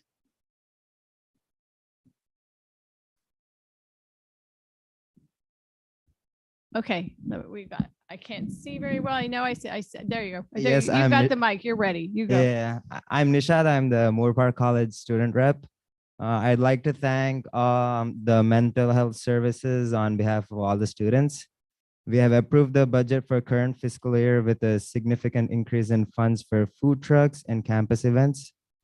Moore Park Academic Senate President Dr. Reese has presented us with the institutional self-evaluation report in detail. We have approved it. And finally, we're hosting the National Coloring Day event tomorrow. We have various activities for the students to expand the experience of art and coloring. Actually, Karina is hosting it, our president. She's here. Next week, we have the Fall Club Rush and Student Services Fair on Monday and Tuesday, 10 a.m. to 2 p.m. That's it. Oxnard College. Hi, good evening, trustees and chancellor. My name is Amaris Figueroa. I'm the ASG president of Oxnard College. The associate students of Oxnard College have been working on National Voter Registration Day, where we will be tabling outside for 3 days, the 19th, 20th, and the 21st of this month, in order to get our students registered and ready to vote for the November elections. We also will be providing input on both the ICER and the student equity plan of the college. We have been working on getting student representation as part of the Oxnard College Foundation. We will also have a student on the foundation scholarship committee. We will continue to push the student voice with the foundation. This morning, the ASG Vice President and I attended the Student Trustee Advisory Council and provided input for the procedure and purpose of this committee. We are very excited to finally have this committee, as is the vital step for our students in representation, as well as today is 132 days into the investigation of President Sanchez, and we hope to see conclusion soon. Thank you. participation this morning. It was a great meeting and thanks for leading that, Azure. It was really well done. And then thanks to Patty Blair for putting it all together. I think the students had a great first meeting and came up with some really good ideas. Okay. Is Ventura here? Ventura College? Oh, up there. I'm sorry, Ventura College. Student trustee? I mean, student government representative?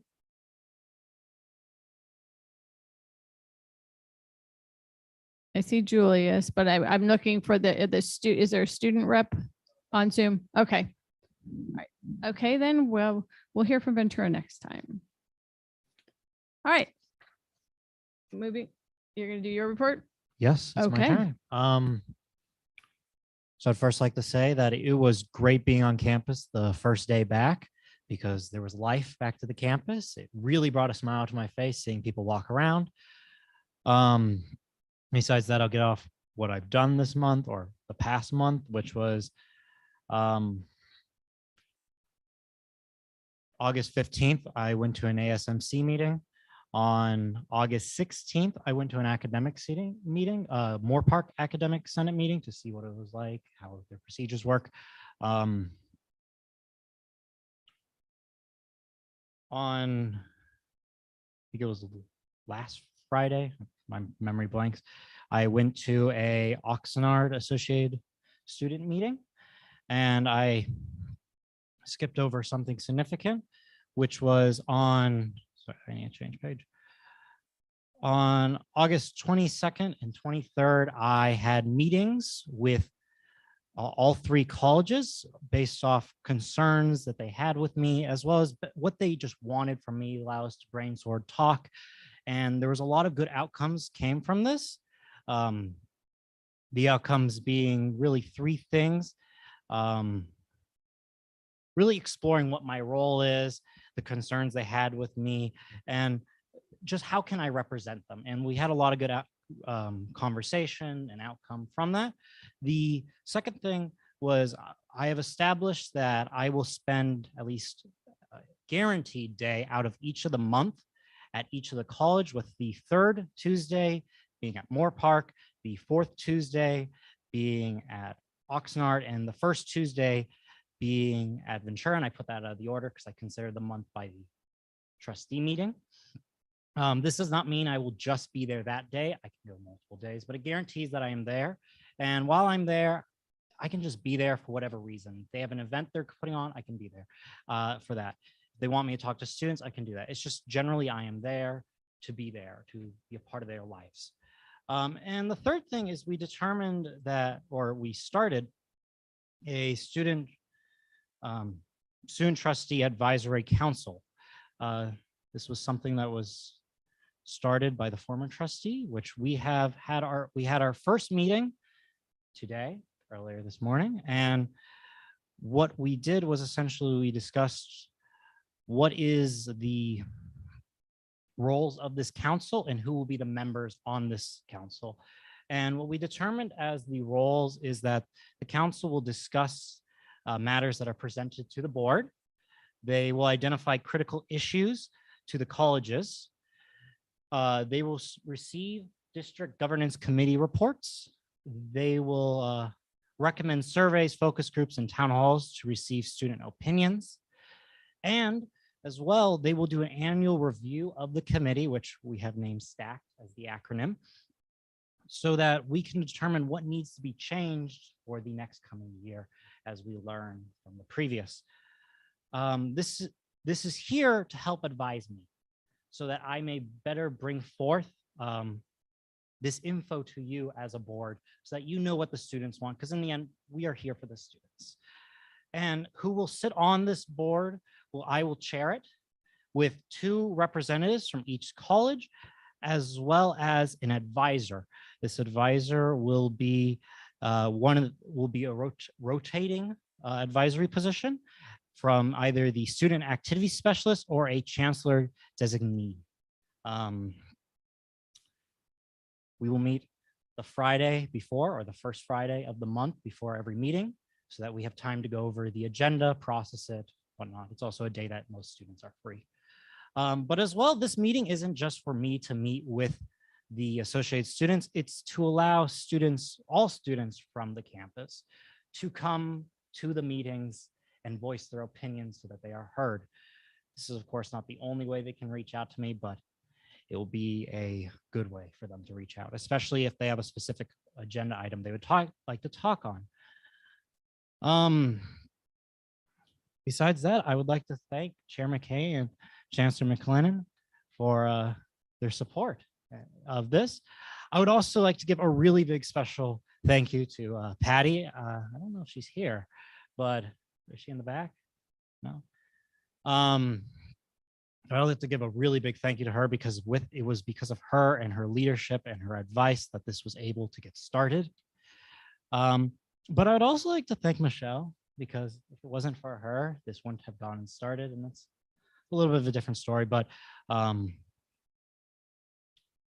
one of the goals I came forth at the beginning of the year was to be able to create better communication with the students and the board. And I think we're getting started with that. So thank you. Like a good group this morning. So I'm going to suggest we take a quick break before we move on to our next item, which is action to approve the fiscal year adopted budget. Let's just do 10 minutes because it's already getting towards 8:30.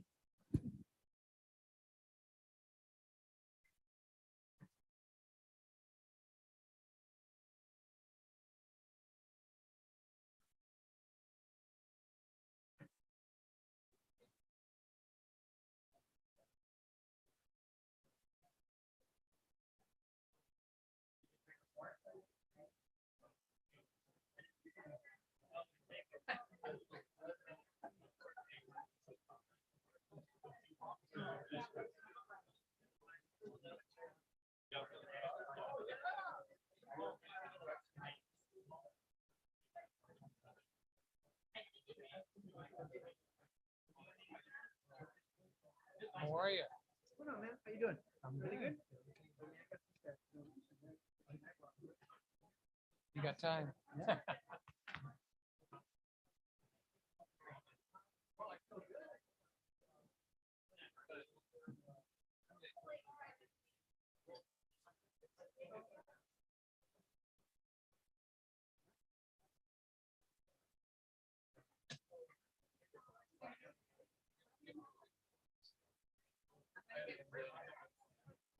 Hey, thanks for responding to that.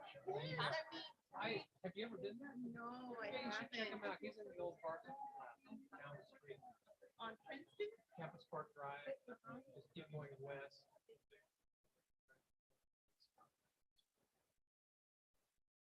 Where you can get on the other freeway. Not off the phone. Anyway, we were just talking. That's good because I like to change it up, especially like with our, when starting with student nutrition, like we're not lunches for everyone, so I like to change it up. And it works out great. If not, you'll find it. You'll find it.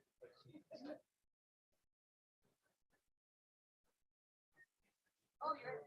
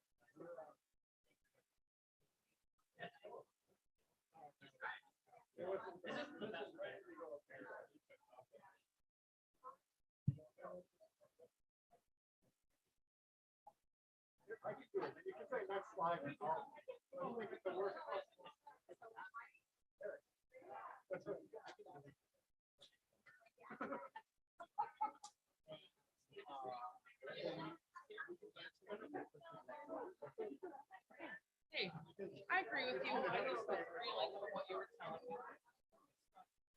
I mean, I don't like it, but I was reacting to it. But I know I don't.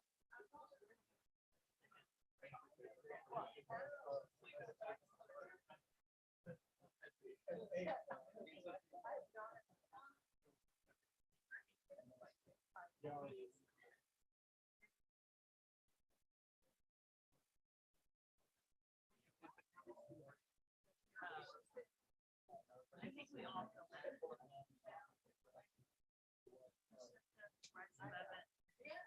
Yeah, I just, it's exhausting. After the retreat that we had. Definitely you're feeling down, like.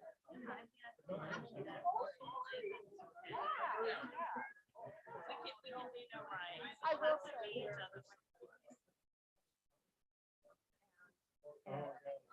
Oh, Yeah, and Rick was very complimentary to the group, to our group, and a couple of them. So I'm happy on that front. Things are moving. this other one is gonna be. I know, and you know, we only have an hour for EOC, and so I figure it's a half hour, 40 minutes at the most. Gotta begin next week. After another hour after having. Okay, good, because I just So we want will follow up to. on it. It just happens to be Yeah, because. really gonna go. Yes, I'm very, Yeah. I'm hoping that we can have a debrief again. And then if we can put that nice person to start the training, or at least but something he's about. about general, because he's not the one for. I think we should.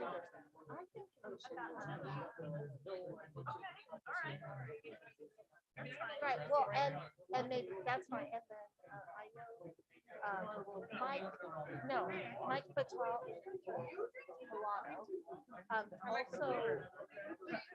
an officer, and he wants to do, the police want to do reply training where that people can just sign up on the website for the session and things like that, so that would be like.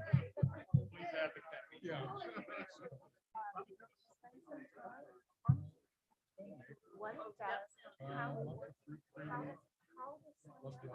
I mean, do a.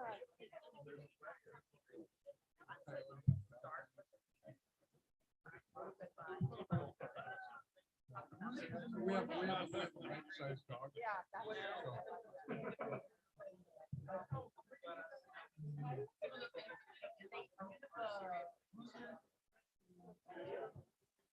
There's no association. No, and I agree, and I asked Erin, like, what room she was in today, and I did not want to message her or chat her during it, so I'm just gonna go find her class schedule, find out what room she was in. But I want to go When sort they're of. running out in the street, you know. It is, but I want.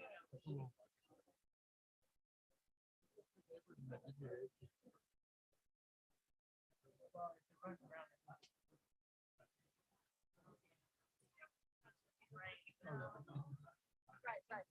But the whole thing with the window blinds and all that, I want to start like saying we'll start inventorying and figuring all that.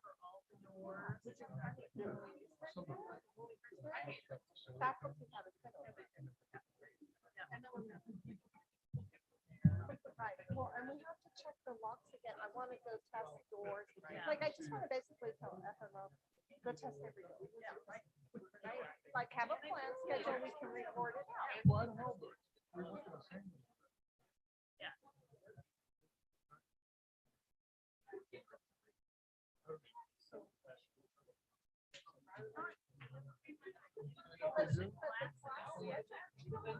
Oh, yeah, that's what somebody else in the chat was going, don't do that.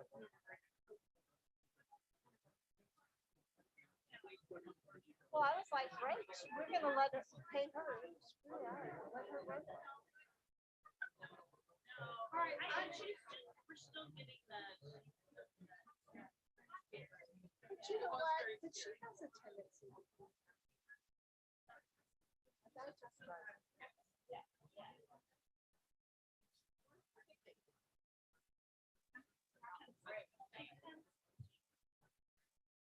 Michelle Vallejo. I know exactly. Well.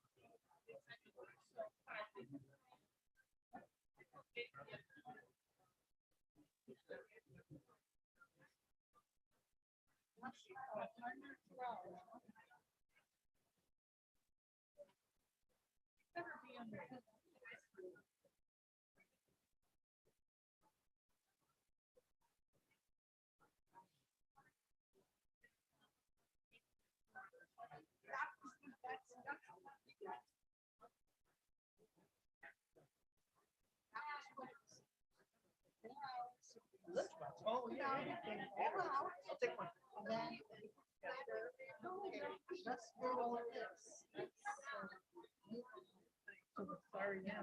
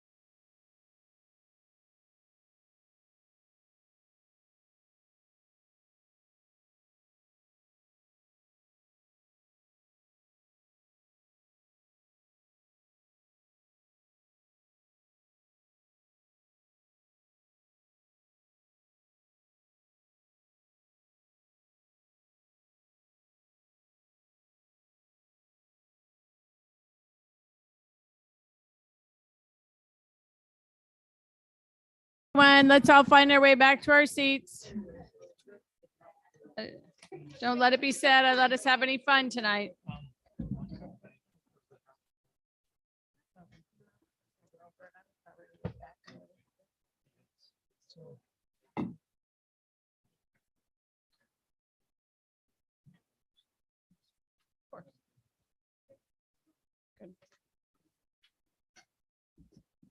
Welcome back. Thank you. I think we made it in 15 minutes. Bad for us. Okay, item 6.02 is action to approve the fiscal year 23 adoption budget for all funds of the district. Dr. El Fattal, we've had a very long and I think informative and productive budget session, so maybe we can get through this rather quickly. Well, that would be my hope. I just want to say that as has been commented earlier by several folks, this has gone through participatory governance. There've been a lot of people who have worked on it for many, many months. And I do want to thank the board for participating extensively in a study session, which was 4+ hours on August 29th. This budget also has gone through DCAS, the participatory governance, the Administrative Services Committee of the board, and then of course the budget study session and Consultation Council on September 2nd. I would like, it's not my intention to go through it page by page because we've spent an awful lot of time on it, I will ask Mr. Zavas to go over a few things that are important, I think, to discuss, just broadly speaking. And if he can do that and give you a little overview, then we'll be happy to answer any questions you might have. Okay, yeah, so I did want to cover a couple pieces within this budget, really just to cover what has changed in the 2 weeks since we went over this in the study session. So is this going to work? Rock can take over if necessary. Yeah, go ahead. Can you go see where I'm going?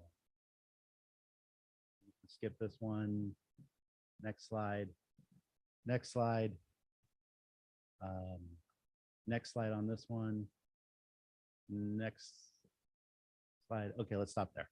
Okay, so one of the things that we talked about in these other key topics is the emergency conditions allowance.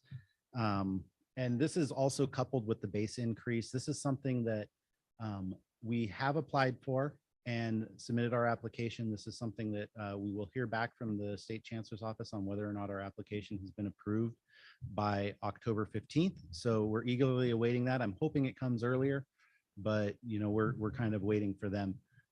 I did say that it's about $6 million in additional funding that we can expect that is not currently included in our adoption budget. This is something that will come forward as a budget adjustment in the future. We'll have it as an item and be able to go through not only exactly how much money we're adding to the budget, but also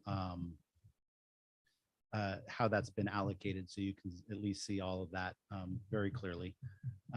Currently, between the emergency conditions allowance, which is not currently in the adoption budget, the other piece that's not in there, the state did change the rates related to the base increase that we received. If you remember, we talked about that.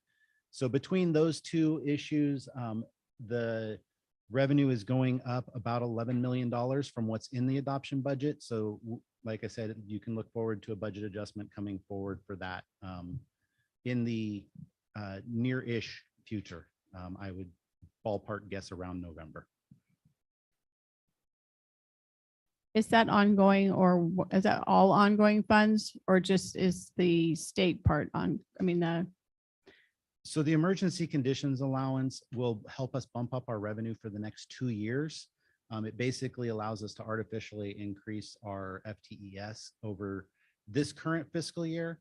And then next fiscal year, because of the stability provisions in the student-centered funding formula, that will also impact the next fiscal year. That third year out, we'll be back on what we're earning in terms of the student-centered funding formula. And as we look at it right now, that is likely to be a decrease in revenue, depending on future enrollments and student outcomes, et cetera. Thank you.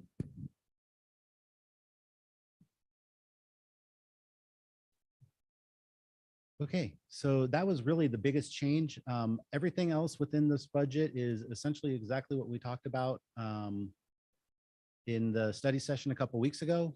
So I don't know if there are any other items or any particular areas that somebody wants to ask any questions on.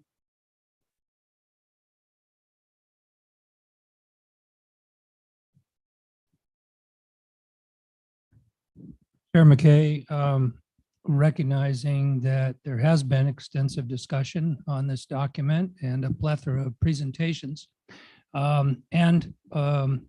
Of course, I want to thank all of the hard work of the business office staff and the recognition that, in my experience, this has been one of the most democratic processes with regard to a education budget that I've ever seen. So I applaud all of you for that participation and shared governance aspect. And recognizing that discussion may doubtless ensue, I would nonetheless like to move this item along by moving approval of the adopted budget. Is there a second? I will second. Okay, it's been moved and seconded that we adopt the the budget in front of us, and I will open it up for discussion. Trustee Hertzberg? Trustee Chancellor? No, I'm going to keep my comments extremely brief because I commented in a lot of detail at our 2 weeks ago, I guess it was. Yeah, at our budget meeting. I do support this budget on what it says it will do, but where I don't support it is where it says I believe it can do more of, right? And I believe that based off the ending fund balance that we closed the books with June 30th was $76 million. So I think it's too much, and I think we can do a lot more. And I think that was clearly demonstrated today with our health center coordinators coming saying we need help. And yet the assistants for years and years, we haven't delivered that help that they've advocated for. I know we've hired some professional experts, but particularly the positions that they're asking for are unfilled. The only document that I'd like to highlight is on page 220 and 219. And that is the general fund unrestricted 10-year historical. I'm sorry, can you give me the number again? What page of what Oh. document is that? I'm online. Oh, yeah. So it is the very end, the general fund unrestricted 10-year historical. It's the long horizontal document. 220 of 472 in the hard copy booklet. No, it's actually not in the executive summary. It's in the actual adopted budget. Yeah, it's just when it goes back and forth. Yeah, the back and no. Oh, not that one. Well, maybe for you. Chair, Got it's it. page I got it. 125 of the PDF. Page 125 of the PDF. Thank you. And what I'd like to highlight on this, and hopefully we can see it on the screen as well. I believe that's the one, is it has the percentages of, it breaks it down into different areas.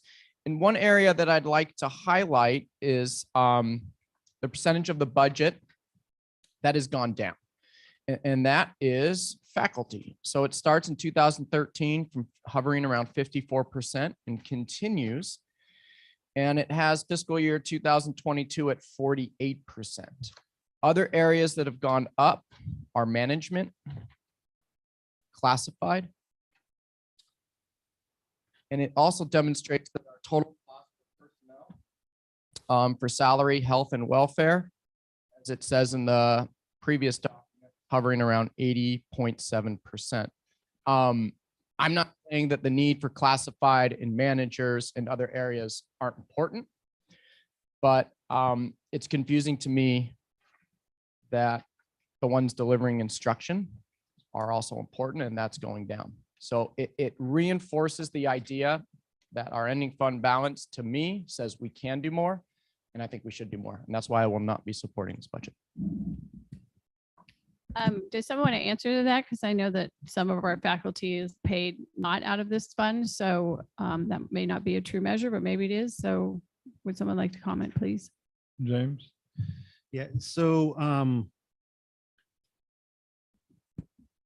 the majority of our faculty are paid from this fund. But when you look at the numbers, particularly over the last couple years, COVID has had a big hit on some of that, including some of our part-time faculty being paid for out of restricted funds just over the last couple of years with that piece. The other thing is, as enrollment goes down, that also is, it's the faculty area that does start to go down with that the most. So, we have been declining in enrollment for the last at least couple of years. So that just a couple thoughts on, why you might be seeing particularly faculty declining. And then the other piece that, we highlighted in the presentation, and I think we've talked about it before, is where we're at right now is we are still in the middle of, collective bargaining. And so the salary and benefits percentage for the next fiscal year, that's one in the budget, is largely, in a pending standpoint.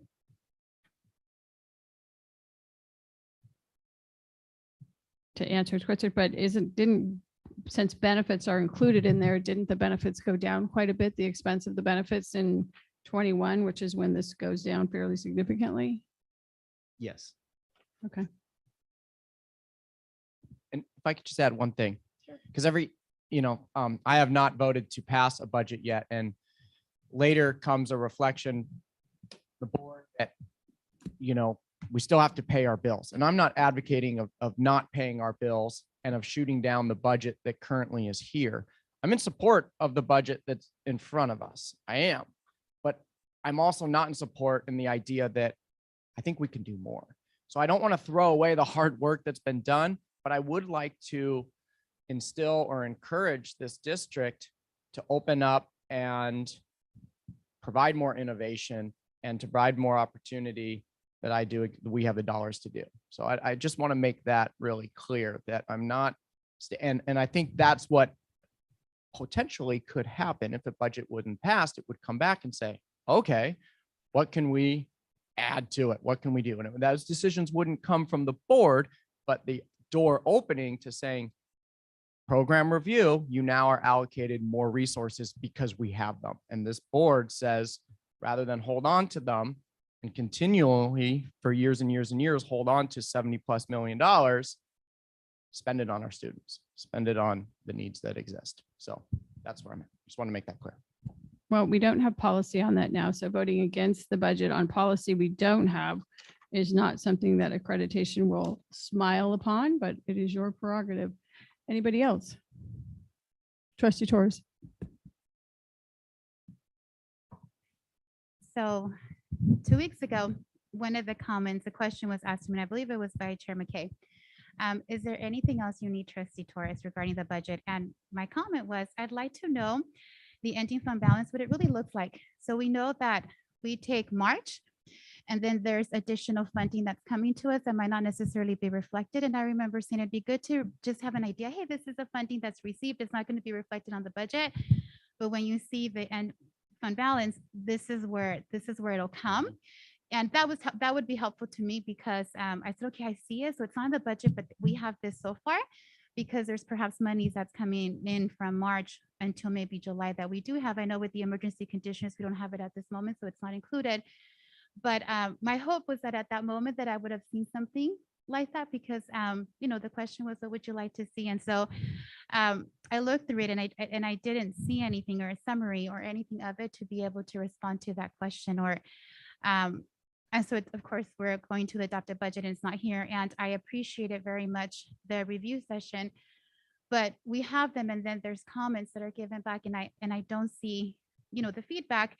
Okay, we heard the feedback and here you go, which goes back to how it's been in previous years. And so my hope is that as we're moving forward, that we have those moments of feedback and then we take it into the budget to be able to look at it because I had mentioned what it would look like because I wanted to be able to support the budget because that still was unclear and that would have been my area to be able to say I feel comfortable supporting it because although it's not necessarily included, I am seeing where this additional money came in and where it's going, knowing that there's still some additional from the emergency conditions.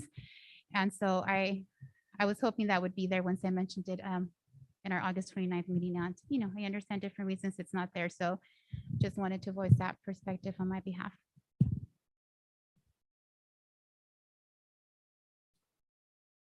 James, correct me if I'm wrong, but on page 92 of the budget book, page 38 of the presentation, that's a multi-year projection for Fund 111. It does not show 113 and 114, but we mentioned at the study session, I believe, and James can confirm, this multi-year projection of 205 million does include the emergency conditions allowance.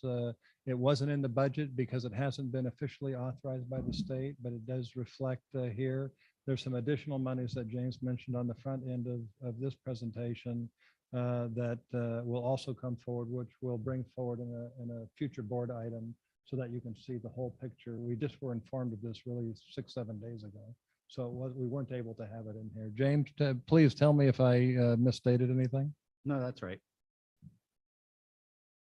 So if you look on that page and you look down at the bottom, total reserves in Fund 111, not counting 113 and 114, you'll see what it looks like with the emergency conditions allowance.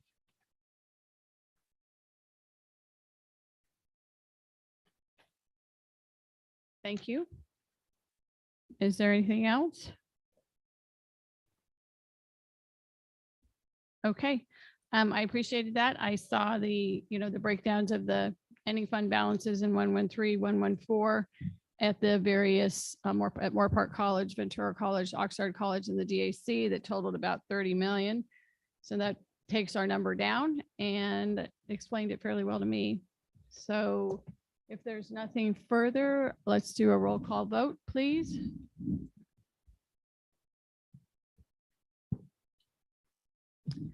Trustee Perez, Aye. Trustee Torres. No. I'm sorry, Trustee Hirschberg, Aye.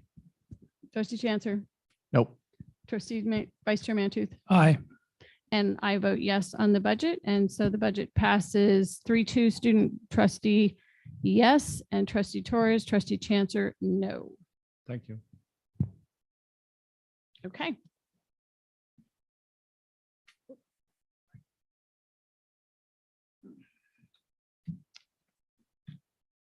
Okay, back to reports. 7.03. And this is new. We are going to hear from our bargaining units and 7.03 AFT, Michael Sheets. Good evening, trustees, Chancellor McLennan. I want to first thank the board for the opportunity to give these reports during board meetings. We look forward to the opportunity to provide you all with information and insight and some support on issues that are confronting our faculty as we work together to ensure that the needs of our faculty and by extension our students are served and fully met. In regard to item 2.03, I'm pleased to report that we have several negotiation meetings scheduled, including this Friday, the 16th, September the 23rd, and then September the 26th. And we look forward to receiving the district's much anticipated counter proposal on Article 3, which relates to salary. We'd like to join the board in welcoming all of our new employees, in particular our faculty, to the district, and we wish them all great success this semester, as well as a long and rewarding career here at VCCCD. In regard to the budget, item 6.02, we recognize that our annual budget relies heavily on student enrollments. So as a result, the AFT 1828 would like to share that we are going to be hosting a declining student enrollment focus group on September the 23rd for our faculty. Our focus group will be an opportunity for the faculty to come together and discuss in a collaborative environment the situation with the hopes that we can identify some solutions to this looming crisis, and we'll be more than happy to share the results of this event with the board after the meeting. In regard to 1401 and 1402 collectively, we'd like to commend the board on their ongoing review of board policies in a timely manner, because this helps to ensure that our district is committed to following best practices of management for our district. 1603 and 04, we're happy to see that the district is renewing its commitment to sustainability and good stewardship of our environment, and we urge the board to continue to find ways in which our district can lead the way towards a cleaner and brighter future for generations to come. I would like to wish a belated welcome to our new chancellor, Dr. McLennan, and offer our renewed commitment to partner with you and your team as we continue to work towards collaborative solutions to the problems that are confronting our district. And lastly, we'd like to thank you for recognizing in your adjournment Carmen Ramirez, the late District 5 supervisor and longtime advocate for the entire community, and appreciate the recognition. Thank you. Maria Urenda for SEIU. Good evening, members of the board and Chancellor McLennan. SEIU is appreciative of the opportunity to report tonight and moving forward as a standing agenda item. SEIU and our members, as you can imagine, have been extremely busy with the start of the fall semester. Classified continue to ensure that they provide the highest level of service to our students, support both administrators and faculty in their duties, and have demonstrated resilience to the ever-changing pandemic. They have excelled while weathering these changes and remain both effective and efficient, and are the epitome of what classified professionals should be. It is always an honor to represent them, and we do welcome all the new employees in our unit. SEIU is also looking forward to continuing the collaborative work that we have established at the table. I have served on many tables during my tenure as chief steward, and by far, I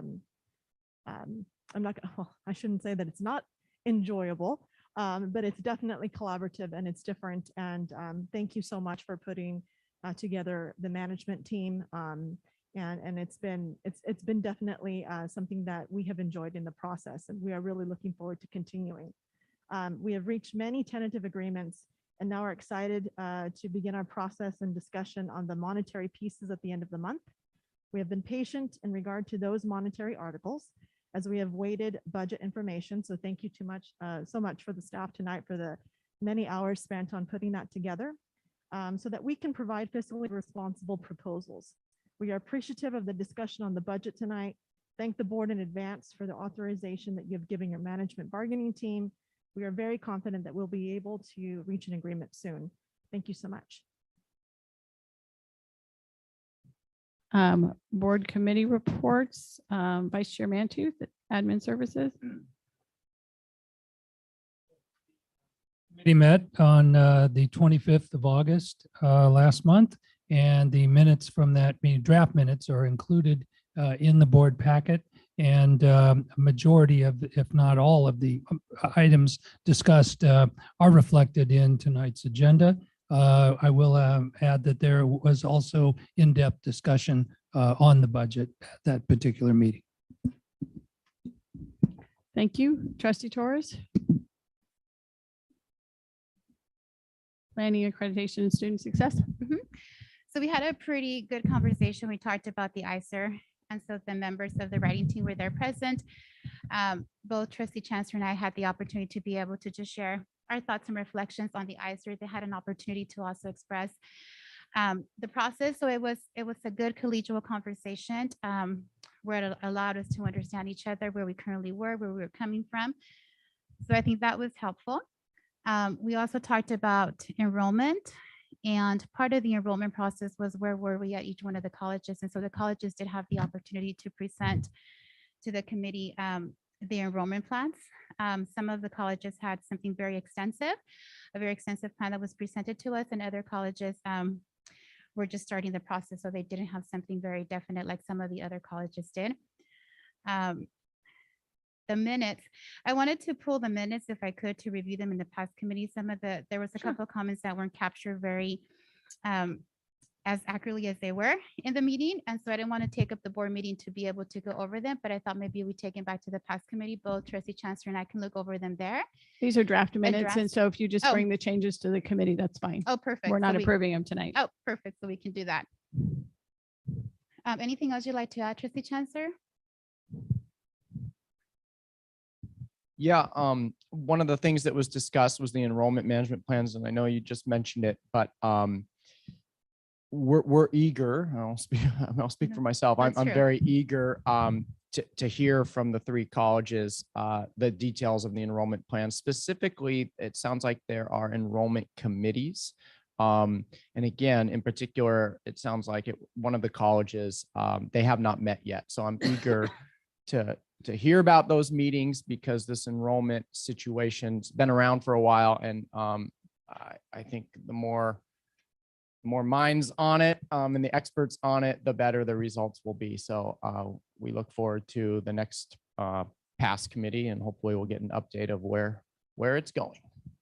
I think if I wanted to add, which was really good, and I really appreciated our conversation at the past committee because we got to look at board policy, and we noticed that we had different interpretations between some of the members that were present, and then from the perspective that we saw it as a board. So I think we talked about some of the board policies, listening to where we wanted to go, and we had members being able to share comments of where we could include that in board policy. So it was really that opportunity to understand and to see as we're moving forward with policy, where it would go, where we can share some of the areas that we want to focus on, and where would be the best place in policy for us to be able to include it.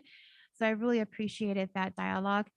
And so it's really just looking at some of our policies. I think Trustee Chancellor and I mentioned that part of the reason our policies, the board policies, are a little bit vague is because we don't want to come in too descriptive and saying this is how it should be, because sometimes everything's constantly changing at the colleges. So we're looking forward to definitely establishing through past that relationship within the members in our committee and the board, and looking into board policy that's going to mirror the AP. And so doing that work from the front end, as opposed to kind of dealing with things and then handling it as it comes our way. So it was productive in that manner as we move forward into how to really look at the needs of our colleges and then write board policy that is in congruence with what with our administrative policies. Okay, thank you for that. And then we move to the approval of the consent calendar. Okay. Yes, I'm sorry. Before we leave agenda item 7, I just wanted to make a comment that adding the AFT report and the SEIU report, that's a good thing. We have all these other reports. And after reading the chancellor's report and all the various division department reports, I really miss another stakeholder group giving verbal reports, and that is our college presidents. They don't, have to give an extensive report and provided the written report, but I think it would be helpful if they would have an opportunity to give some highlights of what's going on at the various campuses. So I hope it's on your shoulders, Chair and Chancellor, in preparing the agenda, but I hope you can resurrect that agenda item. Yeah, we have talked about that and we will land on a solution. Okay, move to the consent agenda, consent calendar. I have an awkward situation with 11.02, so I'm just going to pull that aside because I'm going to abstain from that vote. And is there anything else to be pulled? Seeing none, can I have a motion to approve the consent calendar? So I'll say moved by Trustee Perez, seconded by Vice Chair Mantooth, the consent calendar minus 1102. All those in favor? Aye. Move approval of 1102. You're just abstaining, you're not. Yeah. Okay. I will abstain. Student trustee? All those in favor? Aye. Motion carries 4-0. Student trustee, yes, 1 abstention, McKay. Moving down to 1401 board policies. 14, I would entertain taking them both. 1401, delegation of Move authority. approval. This is one of those items that we heard at the Administrative Services Committee. And I will second that motion. Okay, so that is that for 1401 and 1402 or just 1401? Yes, Okay, absolutely. so we have a motion for 1401 and 1402 and a second. Is there any discussion? Second was trustee, Vice Chair Mantooth. Trustee Torres. I'm just curious why the second paragraph was removed. So, but I'm sorry, I should be specific. It's for board policy 6100. So it pretty much says the same thing. It was just remove the second paragraph, which is basically the chancellor shall seek board input regarding how to proceed before these services are sought and selected. So there's the reason. I think it's more of that conversation between the board and the chancellor and certain, maybe there's bigger items. I'm not sure in 2012, it was something that's included, and I'm interested in knowing why it's being removed now. Chair. Trustee Chancellor. For me, the way I read it is it reinforced that any expenditure in this realm is void until the board approves it. And previous language that was stricken kind of said was a bit more vague. Is that a fair interpretation? So if anything, the way I interpret this is all of the POs and other forms, they're void until this board approves it. Or maybe void's not the right word, but not an enforceable obligation. So that's how I kind of interpreted it, is put actually a greater weight on our shoulders, or maybe, I don't know. Right, as opposed to just specifically the 4. Dave. If I may, so on the trustee chancellor, you're referring to the second item, no contract shall constitute an enforceable obligation. That actually has always existed. The only change this time was we added the words bids and the ampersand. So those were missing. So that has been there. To Trustee Torres, the item that was struck, that is being struck, it's not, it was inserted as custom language many years ago for, I don't know, it was before my time, before I had arrived. It's not a part of the CCLC template. And as we discussed it through our committee, all contracts for legal services, audits, insurance brokers, et cetera, do come forward to the board for final approval, which is kind of aligned with what Trustee Chanter is saying. So, and you've seen RFP processes and so on that we've gone through on some of these. So that's why it's being struck, primarily because it's not part of CCLC, and then also because it does ultimately come through to the board for approval of contracts under POs. Trustee Torres.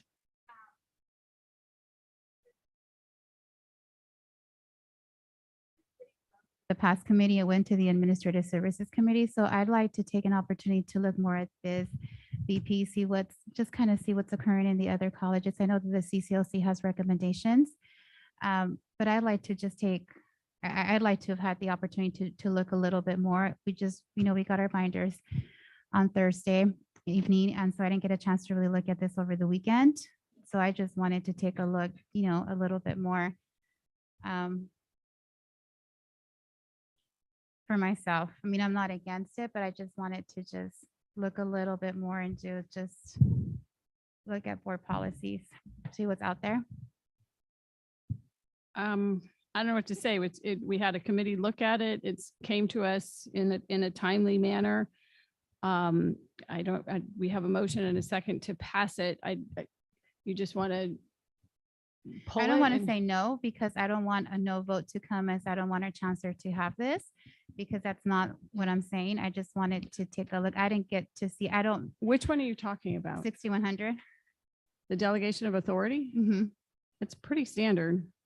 Well, they struck that part, the second paragraph, as when it was adopted back in 2012. Mm-hmm.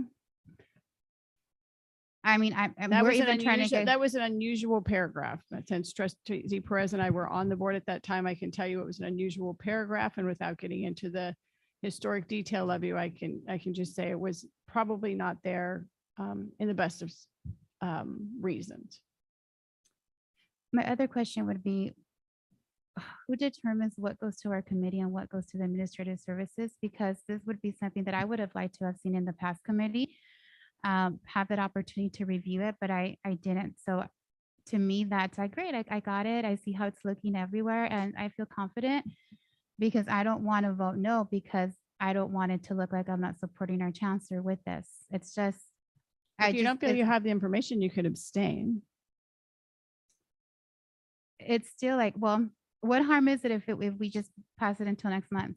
I mean, does I it? think we were warned tonight of that we had a large amount of policies coming our way in the 6,000s. It stays the way it is, which is with this prescriptive language in it, if we don't pass the new language tonight. And so I would suggest that we move forward on these policies, and this is the way it is in most districts, the way that with that paragraph stricken. And Chair McKay, if I might add, I think we did have a prior board discussion on divvying up policies between the two committees. So, And okay, Chair, and that which is off the agenda topic. Correct. So this is one I would have liked to have seen. And so I would like to be in support of something like this if I have the opportunity. But if the majority of the board is not wanting to do this, then I can respect that. And it's just going to be a no vote. But I wanted to be very clear that it's not because I'm not supporting our chancellor. It's because I've just not given that opportunity, and you can't come back next month if that's the wish of the majority of the board. I think we need to move these policies along. Trustee Hirschberg. Could I get a quick rundown exactly what this policy does, like in a very simplified terminology? We delegate the operational authority of the district to the chancellor. We do not handle the operations. We don't go out and search for vendors or contractors. Yes, but only by virtue of this policy that we delegate the authority to him. Any other questions? Okay, Trustee Hirschberg. All those in favor? Aye. Opposed? No. Motion carries 4-1.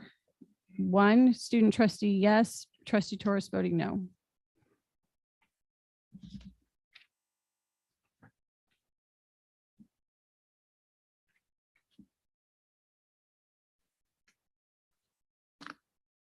Okay, 1603. Where am I? I'm sorry, 15. I skipped 15, so Chair, yes. just one quick comment. In preparation of these items, I think one thing that will be helpful in regards to what Trustee Torres mentioned is, can we have it listed which committee these policies have gone through and if in fact they were recommended or not? And if they haven't gone through a committee, then we can clearly state that. Is that something that we can do in preparation for future policies? Yeah, I think that is. I think that I think Vice Chair Mantooth mentioned that these had gone through their policy and they recommended approval during his report, but Yeah, it was also included in the draft minutes from the admin services committee in the board packet. Sure. No, I just mean as I'm going through over the weekend, so I don't have to then look at the minutes or, it would just be nice if it had sort of the flow chart of what it's gone through, if in fact it has. I think it would just be a Chairman, cleaner way to see it.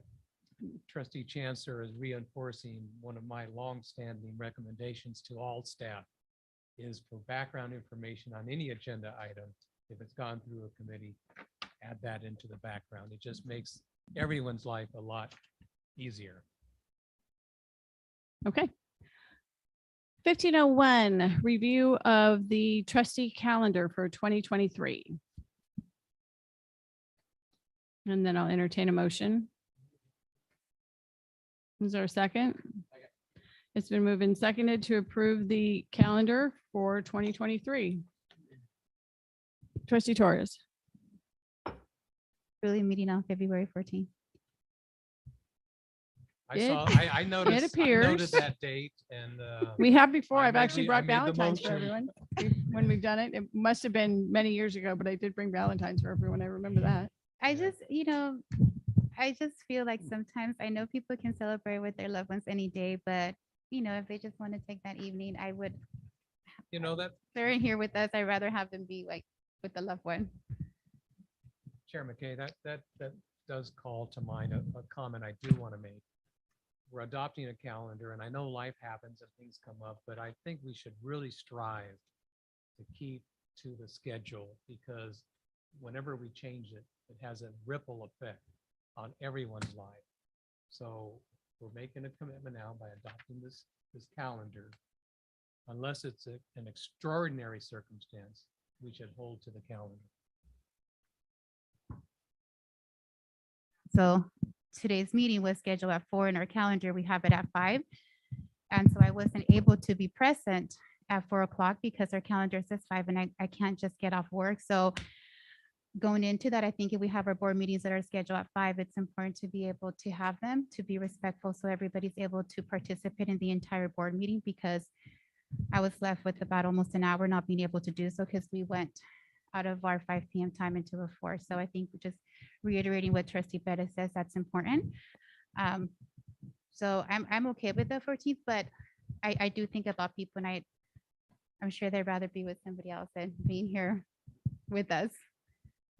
I'm sure they appreciate that. And this is not written in stone, so it can be revisited. But for this evening, we have a motion and a second. All those student trustee? I think we should reconsider the February 14th date, even if just pushing off, but I will probably vote yes. I do think we should change it though at a later date. Okay. Do you please vote?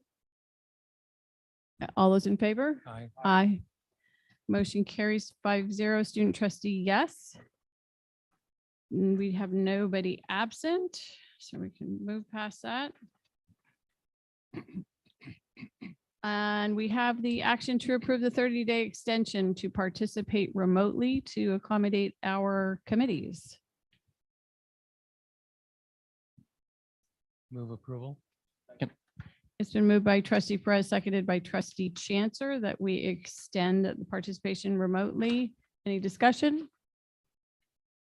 And I think it helped this morning with the stack meeting. So to get started, so student trustee. I do think important to continue this. I know especially for like certain students, they don't, because they may not have a full-time job, and so it is kind of expensive to drive out here. So I think it is a wonderful thing if they can participate via Zoom, though I would prefer them in person. Life happens and life goes on. So I think we should vote on this. All right, thank you. Please vote. All those in favor? Aye. Aye. Motion carries 5-0. Student trustee, yes. 1601, actually, these are, I think, went to admin services, action to approve the GAN appropriation limit and the fiscal transfers. We want to maybe take 1601, 1602 together. I will move approval, and these items always follow our adoption of the budget. Is there a second? Second. It's been moved by trustee Perez, seconded by trustee Chancer. No, vice chair Mantooth. All those in student trustee? All those in favor? Aye. Motion carries 5-0. Student trustee, yes. 1603, the approval to purchase and install district-wide EV charging stations. Does anyone have any? Dr. Patel? I just will mention at the front end of the board meeting, you mentioned there was a modification, a change to this. Oh, right. The only change was that instead of funding from Fund 103, funding will come from Fund 419 Capital Projects Fund. Aside from that, I am thrilled to bring this forward and move one step closer to installation. It still will be a little ways off. This charge point, as some of you or people who drive hybrid or electric vehicles, have 70% of the market share approximately in the US and Canada for electric vehicles charging stations. So we feel highly positive about the impact that this will have on our campuses and for our communities. Thank you. Trustee Mantooth? For approval. It's been moved by Vice Chair Mantooth, seconded by Trustee Perez. Student trustee? Sure. I wanted to ask, I'm not a big supporter of EVs personally, but that's personal choice whether or not you buy it. But I'd like to know why the board would like to put in EV ports. Is it for sustainability reasons, or is it just for ease of access for those with electric cars? Does someone want to take that? We have a sustainability policy, and I think it fits within it. Does anyone else have any? I can Dr. comment, but Al-Patel, he go. asked the board. I can comment if you'd like. That's an easy out, Dave. No. I mean, it came recommended to us, which is one of the most important things. We do have a sustainability policy, and we've asked our colleges to have sustainable practices. So that's. And it's of course state and county and all of our communities and so on. And it is regardless of how one feels about EV, it's coming. It's here already. It's coming quicker. And this is part of an overall county, multi-county and statewide effort to build infrastructure so people can access charging, students who do utilize it, and employees. And Chair McKay, Trustee it is Perez. essentially a companion project to our solar panels Yes. at the parking lots. And again, it was kind of glossed over, but this is a benefit to the broader community as well. And so we're implementing that part of our name, Community College District. So. I just bring this up because I'm not opposed to having these there. I think it's a great help for those who actually do have EVs. But with more research coming out, we've shown that EVs aren't very sustainable. They only equal about the same sustainability as gas cars, typically around 100,000 miles. So I think if we're doing this for sustainability, I don't think we should. But if we're doing it for just ease of access for students, and just because this is how the market is going, I'm fine with that. But in terms of sustainability, I would say this is the opposite. Understood. And you can vote your conscience on that. Please vote. Yes. All those in favor? Aye. Motion carries 5-0. Student trustee, yes. And We have the action to approve resolution in support of and declaration of Clean Air Day. Does anyone And how want to, might you achieve clear air, clean air? what? Nothing, I'm sorry. Move approval. Is there a second? It's been moved by trustee Perez, seconded by trustee Chancer. Any discussion? I think it's a great resolution. All those in favor, student trustee? All those in favor? Aye. Aye. Motion carries 5-0. Student trustee, yes. And we have the action to approve something super cool, international travel for students and program coordinator to attend a STEM conference in San Juan, Puerto Rico. Move approval. It's been moved by trustee Perez, seconded by trustee Hirschberg. Any discussion? Student Just tr- as always, as we heard tonight, it's always great to see these kind of opportunities for our students and just great. Really excited for him. Student trustee, or trustee Hirschberg, sorry. I think this is a great opportunity. I had a friend recently, different college, but he went to a trip to Europe, something similar. But he had a great time, and I think this will be great for our students to have that same similar opportunity. Great. Please vote. All those in favor? Aye. Aye. Motion carries 5-0. Student trustee, yes. Action to approve the determination that the Moore Park College admin building renovation is exempt from California Environmental Quality Act, CEQA. Move approval. Is there a second? It's been moved and seconded that the admin building is removed, is exempt from CEQA. Is there any discussion? Please vote. Student trustee. All those in favor? Aye. Motion carries 5-0. Student trustee, yes. And then we move to, catch myself up here, accreditation update. We have in our books, no human resources items. Chancellor, do you have anything to say about your reports? I kind of caught you by surprise there, huh? Oh, are we? Did I miss something, Dr. Herrera? To say that DCAP met on August 18th and reviewed standards 4C and 3A drafts. ICERs are in progress through the participatory governance review at each college, and the final drafts of the college ICERs are scheduled to be presented October 11th at the Board of Trustees meeting. And in your agenda, you have a rough timeline provided for information. As I recall about the ICERs, there is a lot of quality reading that goes along with that. So if we could get those in advance of our agenda packets, that would be great. Even if they're not, every last T hasn't been crossed. If they're pretty close, we could get started reading and that would be great for the October meeting. Okay. So now the chancellor's report. Thank you. I want to commend all the reports that are included in my report. Have already been referenced here this evening. If you go through and have an opportunity to read them all, as I know you do, there's a lot of really good work going on in all of our colleges and throughout the district. And it gives you a really good sense, just 1 month slice of time of just the amount of activity and the ways the district and the colleges are touching our community.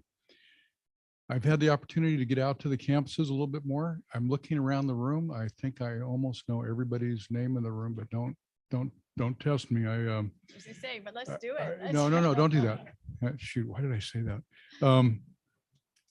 I really enjoyed going to the campuses on the Flex Day, opening days, welcome back activities. Had a really nice chance to interact with people on their home turf. I've since been on several of the campuses many times. I met this week with the veterans coordinators from the 3 campuses to get a sense of how they're collaborating. And it's a really wonderful collaboration to serve our military and veterans family community. I met with the Oxnard administrative team earlier this week and just had a really nice report of all the things that are happening on that campus and a chance to interact with folks about some of my thoughts and about visioning and thinking about the future and those sort of things. I appreciate the board's approval of the budget this evening. You know, I've only been here now for a little over 2 months, and I have a growing appreciation and understanding of the governance process that helps this district move through these things. And it's impressive the amount of work that's been referenced here by many in the Senate and other constituent groups and board members. And I just want to echo those comments and compliments of the quality of work that's gone into it. I listened tonight as the budget is moving through the approval process with the Board of Trustees. And while I appreciate its approval, I think it's solid work that's gone into it. I am aware of the dissenting voices of 2 trustees who voted in opposition of it. And without commenting on the content of that opposition, I just want to reaffirm my commitment to helping the full board understand what's going on in all aspects of district operations, as important or most important with respect to budget development and expenditures and fiscal responsibility. And so I want to continue to support that and make sure that all trustees know that if there's anything I can do to help them understand questions or concerns, I certainly want to do that. Again, I was listening tonight, and I do understand somewhat the concerns that were voiced tonight. So I just want to extend that offer again to help all trustees understand the budget process and how we get through all that. Lastly, I want to thank everybody who's been involved with the accreditation process and producing the ICERs, and anybody who's taking the time to read them through the governance process, and especially the student groups that they're going to and their review and input on those ICERs. It's a lot of work all the way through for a long period of time, and it's genuinely appreciated and it's important. That concludes my report. Thank you. If there's any not any questions on the report, then we'll move on to if there's any requests for reports from trustees. Trustee Chancellor.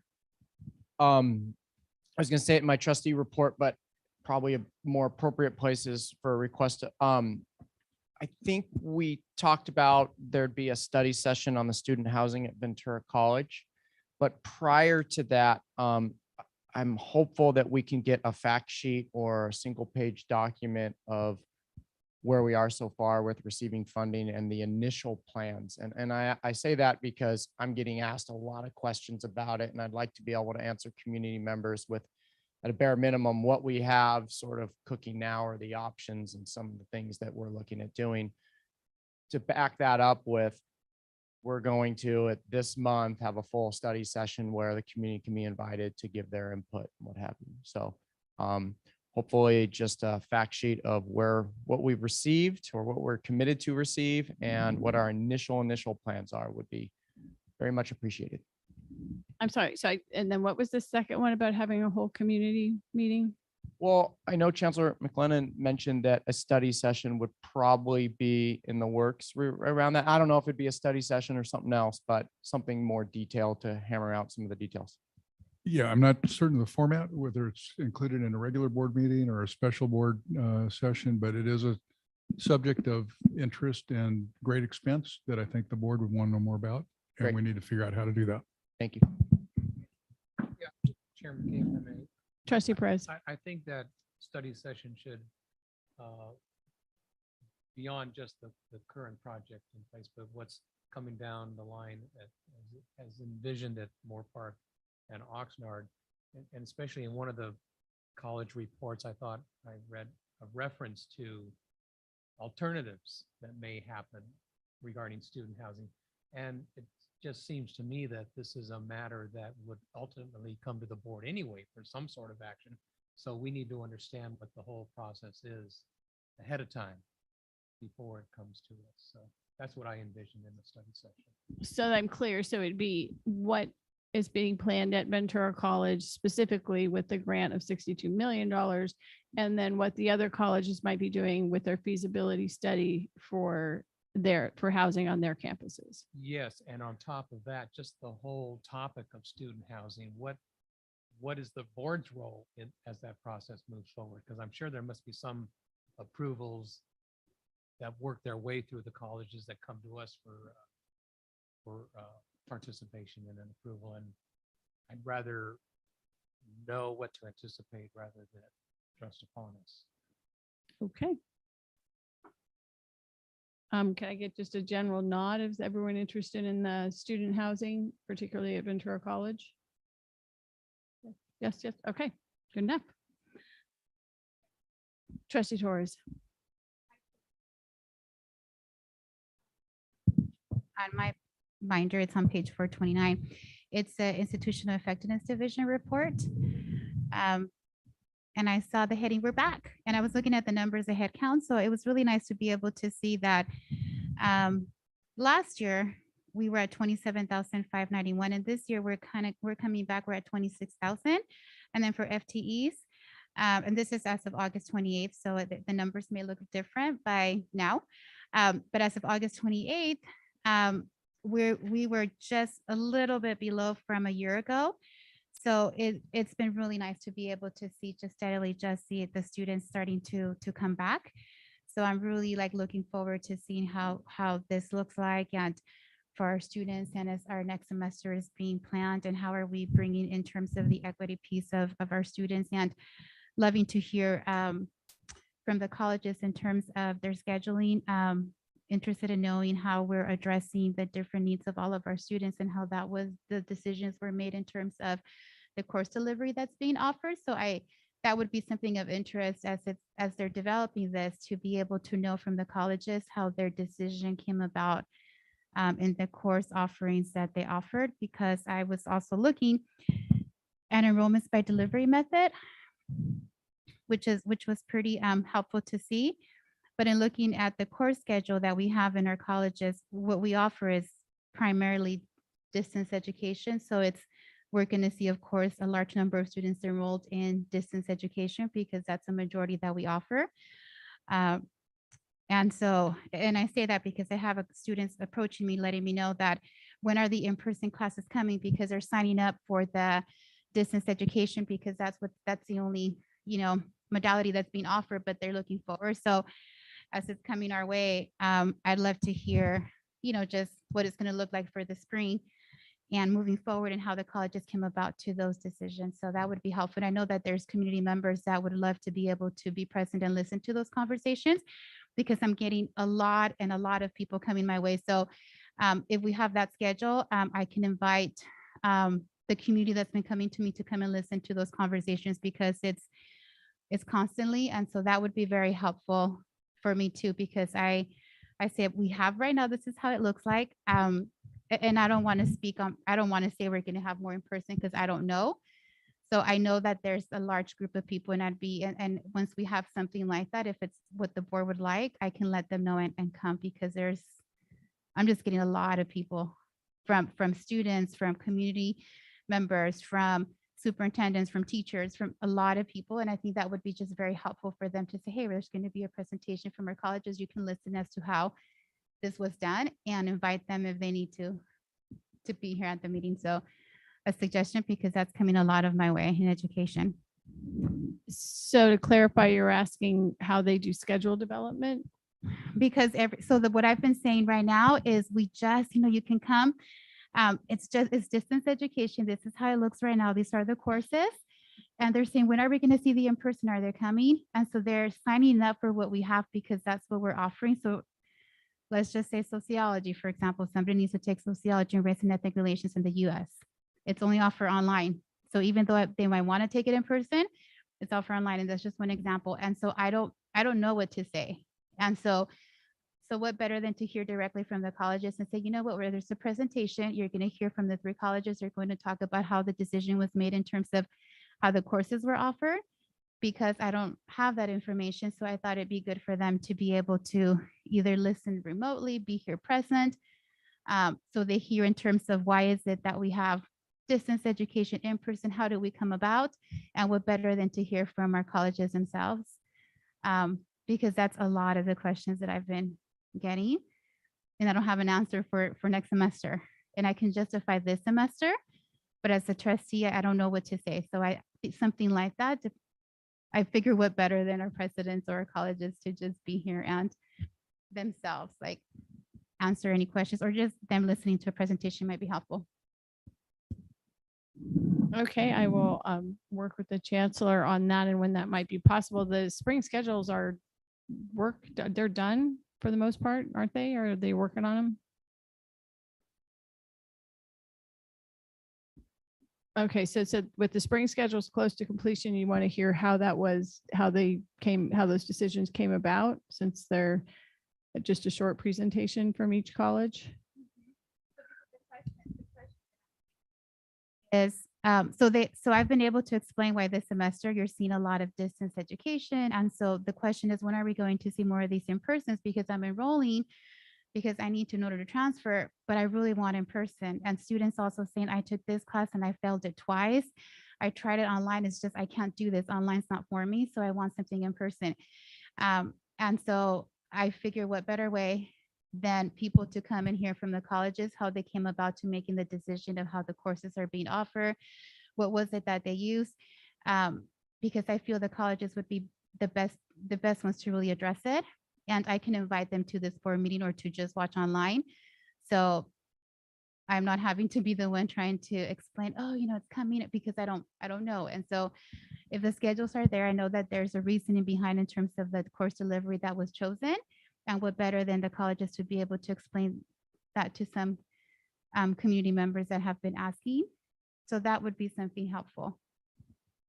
Chair, Yes. just to add to that, one area that I've received questions on is the difference between the three colleges. So one college may have a higher percentage of online than a different college. And that's been, I've received some questions on that. So yeah, I share your interest in getting some background into how we take the needs of our students and translate that into course offerings. Trustee Hirschberg. I would like to third that, is that I think it would be helpful for us to know why they choose to put classes either online or in person.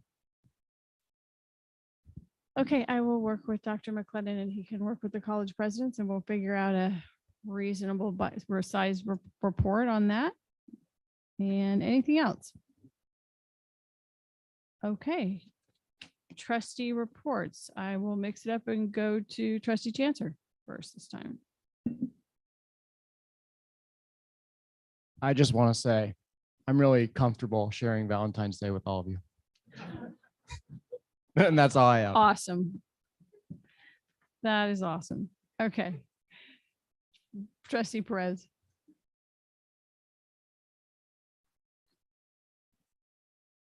Well, you may be wondering, 3 years of marriage, scheduling a meeting on Valentine's Day, but let me just say I've been very busy and I scheduled several meetings on my own birthday without even realizing it was my birthday. So maybe I've got to change the way I do things.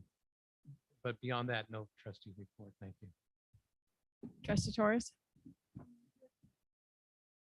Vice Chair Mantooth.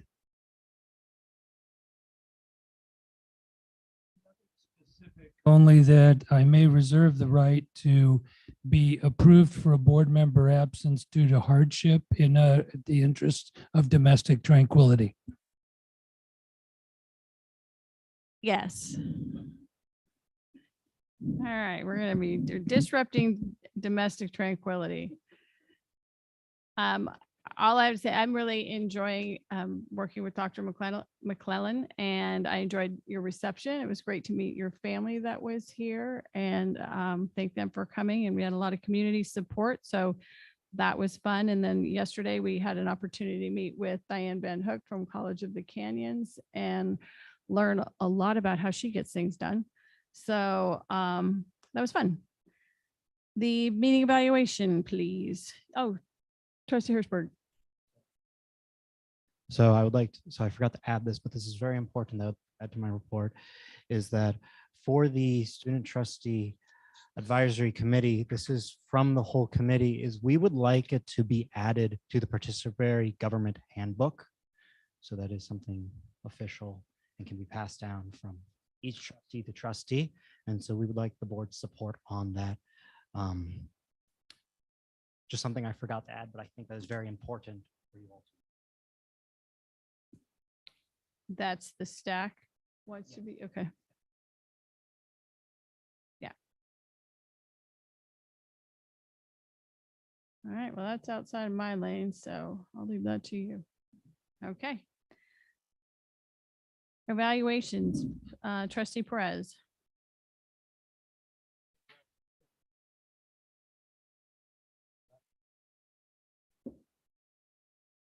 Okay, I'm not minimizing the importance of this evaluation, but I didn't have a lot of noteworthy comments to make. The meeting went smoothly.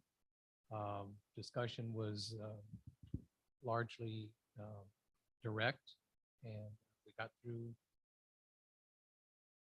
in pretty good time. Just a little bit longer than a closed session, I think. So, thank you. Okay. Trustee Torres?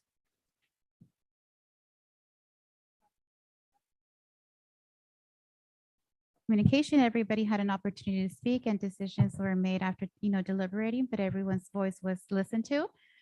The process, every single process was followed. It was focused on the action item at hand.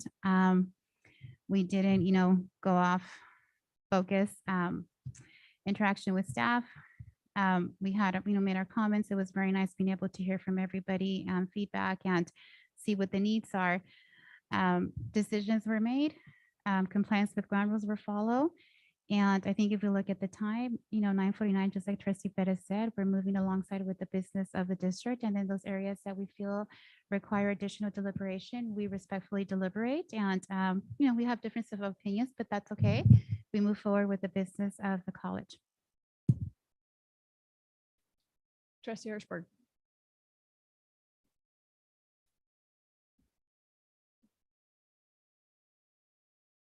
We did well tonight. I think we accomplished the goals we needed to, and I'm going to submit written. So Thank you. Trustee Chancellor. I thought it was a great meeting and I feel really good about it. Vice Chair Mantooth. As one who has mentioned on more than one occasion that the meetings could be shorter if we work hard at it, I'd really like to recognize, because of the complexity of an organization like this, there are a lot of voices that need to be heard. And I want to compliment those voices for being succinct. And I also share Trustee Perez's interest in perhaps bringing back a succinct report from each one of our college presidents, because they are so prominent in what makes up this district. Thank you for that. I was really disappointed in the budget vote. I really thought that after such a long budget session and answering so many questions and patiently, that we might have reached understanding on the budget, that it isn't just something that can be changed, that it follows our policy.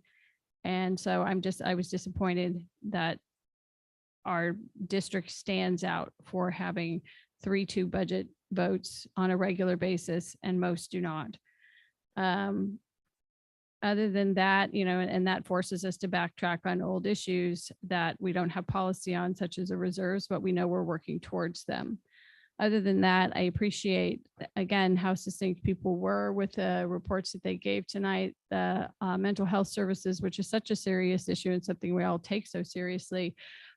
It was also done well, and I think helped us understand the needs for our students better. And with that, if there's not anything further, it's kind of hard to do the adjournment in Carmen Ramirez's name. She was kind of larger than life. I was up at the student trustee workshop when I got the news that she had been killed. I'm sure we all kind of reacted to the same gut punch and how it felt. Trustee Torres and I were on a panel with her about a year or so ago. It just what a formidable leader she was. And if anyone else has anything they'd like to say before I adjourn, I will entertain that with this particular one.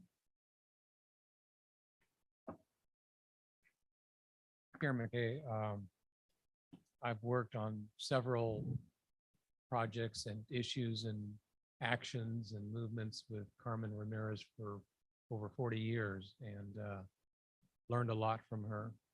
And just to be in her presence and to see how she, through her commanding yet almost docile demeanor, could command the room, and always working for the betterment of others and service to others, was always inspiring and motivating. And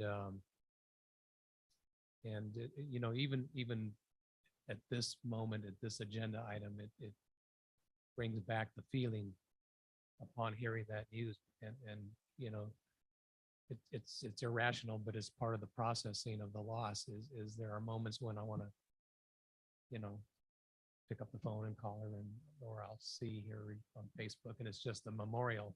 But I was on the Zoom meeting with her, you know, the day before, so it was she was quite a person.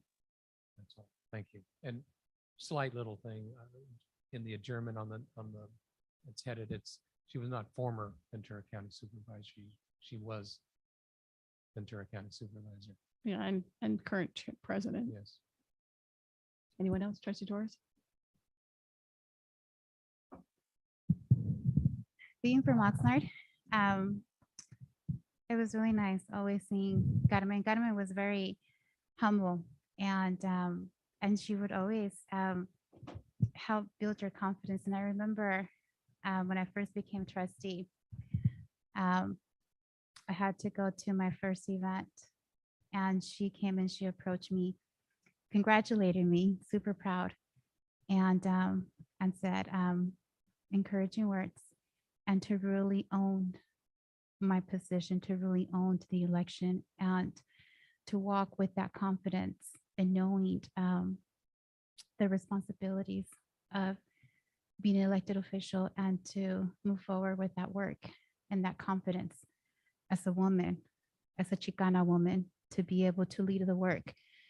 And that stays with me very much. And she was always there. And when the news came that Friday night, when I first heard it, was still just at that moment, that rumor shortly after, you know, because the community hears it before it's official. That great loss for our Oxnard, that champion that always there looking out for us, being there at the County Board of Supervisors and chairing, so proud. And so for us, there is that void. There is still for us is there is only one Carmen, and so many blessings to her family, and definitely a great role model for many of us. Anyone else? I was just always impressed with her depth of knowledge on our organization. And I don't think she saw it as a separate organization. She saw it as an organization that really helps Ventura County and specifically Oxnard. So I remember having numerous conversations about things that were on our agenda, and she wanted to make sure that her position was heard. And I just found that the acknowledgement of her focus on the details for the benefit of the community, whether it was solar, the environment, innovation plans, whatever it was that was going to help our community, she was engaged, and that level of depth will surely be missed. So that's all.